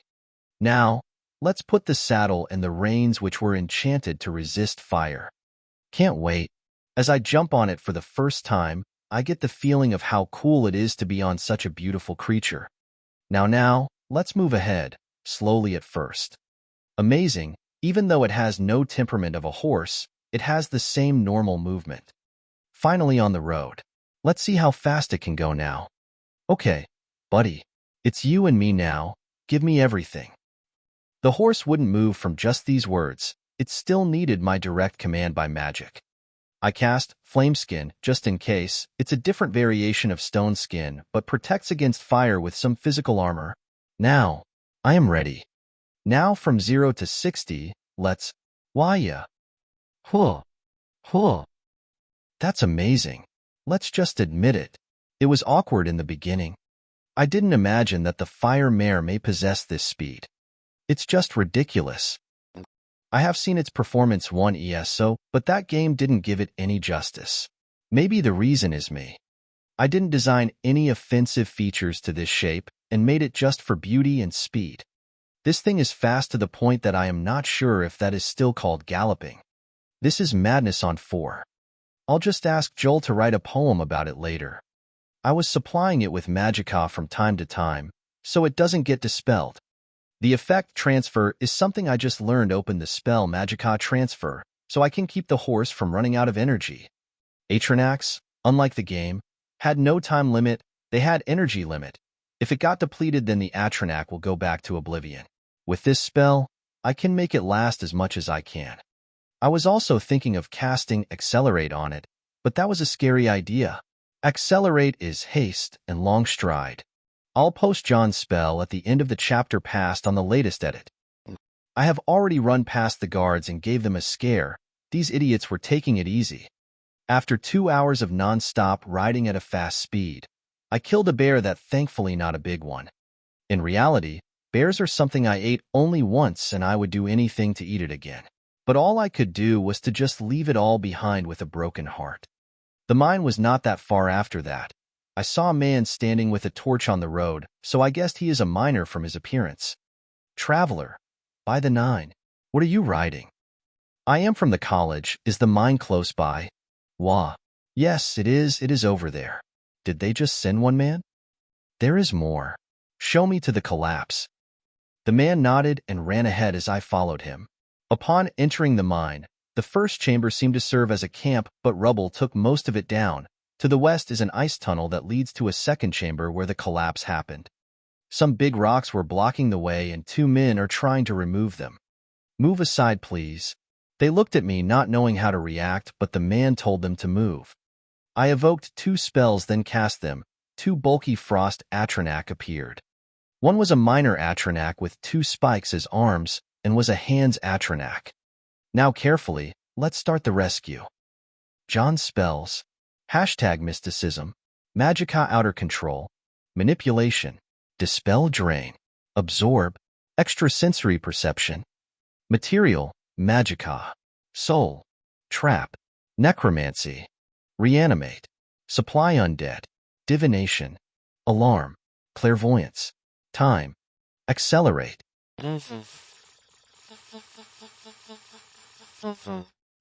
#alteration. Mass. Burden feather. Featherfall. Body. Stone skin. Flame skin.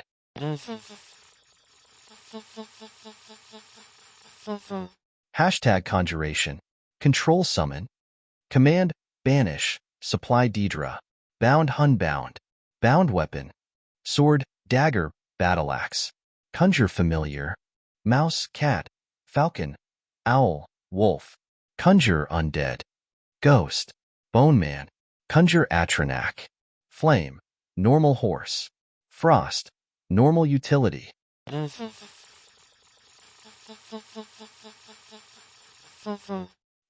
#destruction. Flame. Flames. Firebolt. Fire rune. Fireball. Shock. Sparks. Lightning bolt. Lightning rune. Chain lightning. Lightning cloak.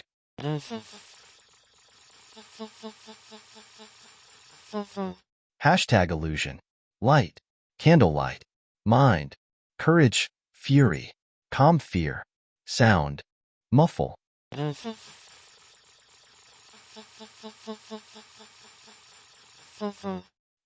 #restoration. Health. Healing. Cure disease. Ward. Steadfast ward. Quadrant ward. Anti-undead. Sunrays. Sunfire. Sun rune. Anti-living. Drain vitality.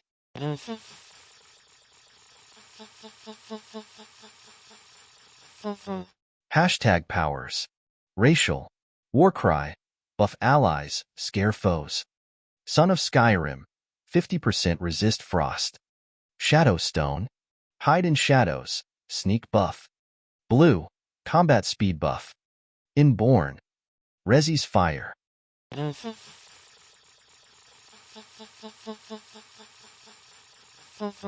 #Thursdayum. Unrelenting force. Fuss row. Spell from one aspect vertically are based on rank. Easier above. Harder below.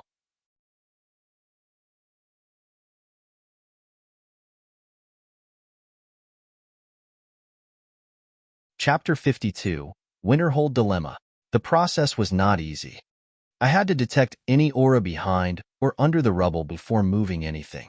The Atranax moved the rubble, but I had to send a mouse familiar to check for any survivors before moving anything. Time passed and I started running low on juice, but most of the rubble was moved already.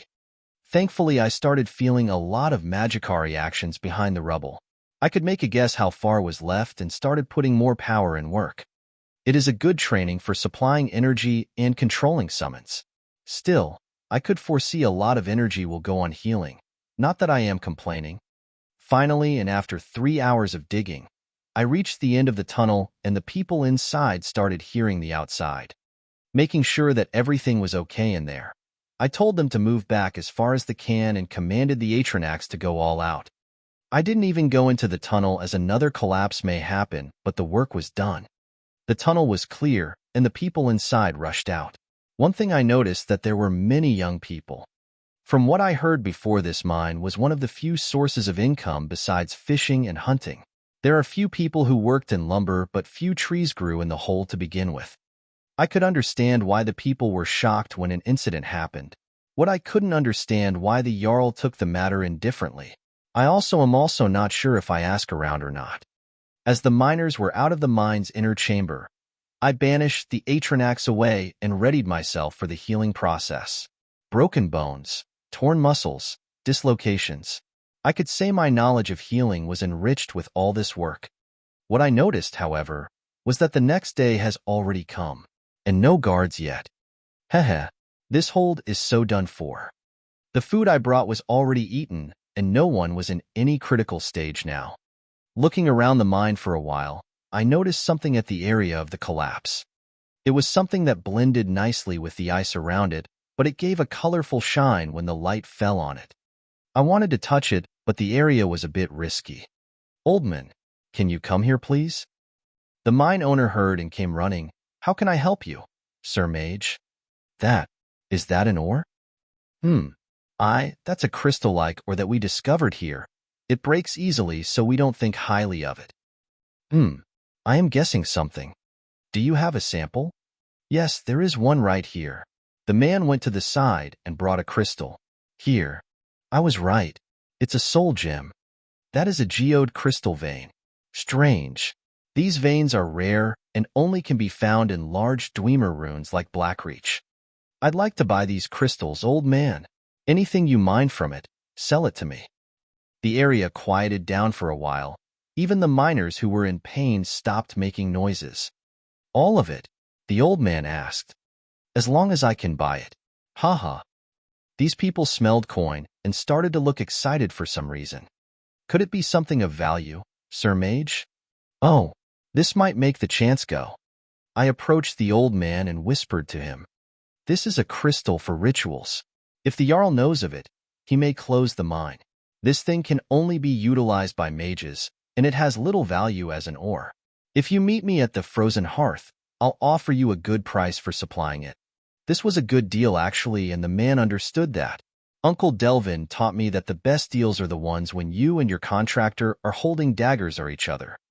I can pay him, and he will keep me stocked with empty soul gems, but other mages can't know about it.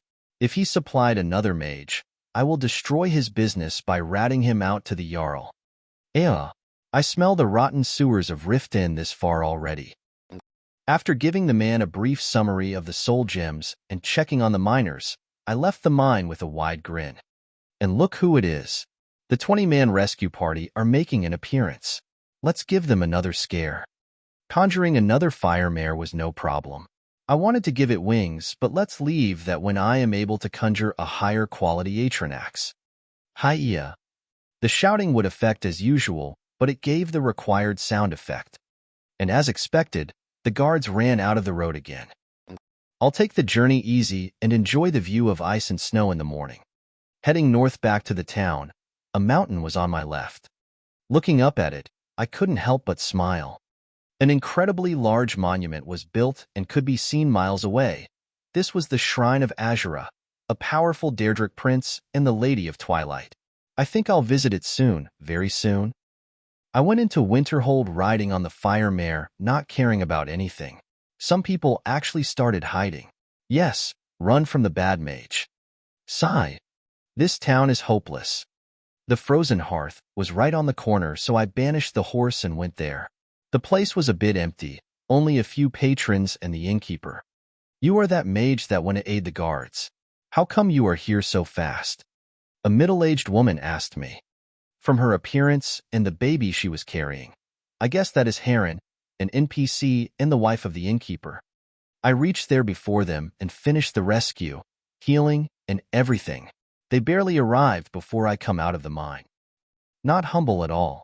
I am planning to take full credit with benefits from the Jarl if I can. By the 9, did you make it there and back in half a day? I made a gesture with my hands as if I am explaining something and said, Magic? Thank you, Sir Mage. May the gods watch over your path, said the innkeeper, who was a blond middle-aged man called Dagger. Right in keep, the food I took yesterday is still unpaid for. How can we ask for such a thing? This was for the rescue. Now the girl Icicle can stop crying. Finally mentioned her. Still, why did his wife made a stiffened face when he said her name? Sigh. What a tiresome world. Can I see that Icicle, please? Yes. Woman, go wake her up. I think I don't have to bother about husband and wife for now. I sat at some place on the side and ordered food from Dagger until Icicle comes. And here she is. Are the girls safe, Sir Mage? Everyone made it alive and smiling, no thanks to any guard. Thank you, sir, truly. She looked relieved. Her big eyes, rounded face and sinful body make people mistake her age for older, but I remember Xena, another bathhouse girl, telling me that she isn't 30 yet. What is the story with these girls? I asked. They are some girls who grew up in the town, some whose family perished or their sole relatives ran from Winterhold. So you help them find a job in the mine? The old man there is a good patron, and he used to be a friend to Pa years ago. He is indeed not a bad person. He also was not the mine owner from the game. Xena told me you would go to your hometown to get married. Icicle exclaimed and made a smile that carried some self-mockery. That indeed was the plan. And I was planning to rebuild my old house and get married to a boy I used to know, but the house wasn't built and the man ran away years ago. I was actually asking about her life so I can show friendliness and ask her about something else, but the conversation went to a wrong direction. So, you'll just stay here? Not going back to Solitude? Pa and Ma were buried here. I'll just stay. And I don't have the money to go anywhere anymore. Her face was stiff, and she was looking away with no expressions at all. This conversation is not going anywhere good. Sorry about that. It's okay, Sir Mage. We owe you a great debt today, and we will pay it any way you wish. We? She didn't say I. What a turn down. Not that I care anyway. Fine. As I said that I evoked a spell and cast it on myself, this was a circle spell. In the game they appear with a halo around the caster, but in real life, it just affects how wide the caster wants. This was a muffle spell that makes no one outside the circle listen to what's in. Icicle saw the spell and was confused. Now no one can hear us, I said, showing no expressions. Icicle seemed to get worried, so I'll just go straight into the subject. Now tell me everything, all you know about Winterhold. Winterhold, once a capital of Skyrim, and now is nothing but a town even smaller than some places I visited in my travel. Its history goes back to the Second Era as much as the college itself. Some said that Shaladar built it alongside the college, but there is no historical proof about that. Now in this day and age, the total population of the hold itself doesn't exceed 3,000 in small villages and isolated areas. Career the Jarl is an anti-magic fanatic on the surface, but the truth is far greater. These few thousands are oppressed by him for his personal gain. The guards he recruited are akin to his watchdogs, and there are 300 of them. Sometimes he hire people from outside the hold. He have a very profitable business going on. It's called the Chill, known from the game as the strangest prison in Skyrim, yet it was easy to break out from. Despite the Jarl's anti-magic act, he hired a dark elf called Malarseloth to keep the Chill guard with Frost Guardians, which are basically Frost Atronachs, but they stay their ground and attack anything on sight except what the caster mark is safe. The Chill itself is a cave located on a big island north-northeast of the College of Winterhold. The island is rich with minerals. From the game, I remember it has gold, silver, iron, and corundum veins. The island also was inhabited with a big variety of wild animals, making it into a good place for hunting. The prisoners of the Chill were Career's personal slaves. Unlike the game, the place was only accessible by a boat. Even if escaping the Chill was easy, good luck swimming. Career was just a tyranny, and he just hated how can he not influence the college. I lived in the Middle East and saw the same sort of tyrannies. Still, I don't know how can Career just stay without any supervision from the High King. How can the so-called hero Ulfric accept him as an ally? Icicle was a bit intimidated by magic like most Nords, so she spilled the beans quickly. What I also discovered that she got intimidated by the Jarl that he wouldn't sell her back her old house if she didn't pay the taxes of the 5 years she left the town for, as well as additional fees to retrieve her house. That left her with a little money to do any rebuilding after that. So, what is the usual business normal people can do in this hold? Lumber, but we have no mill. Hunting and fishing are a bit better. Last thing is the old whistling mine. Why is it called whistling mine? It whistles, she said as if it's something natural. So, a mine that whistles, hunting and fishing, then the lumber business with no mill. There is also some building crew, but no one really builds anything.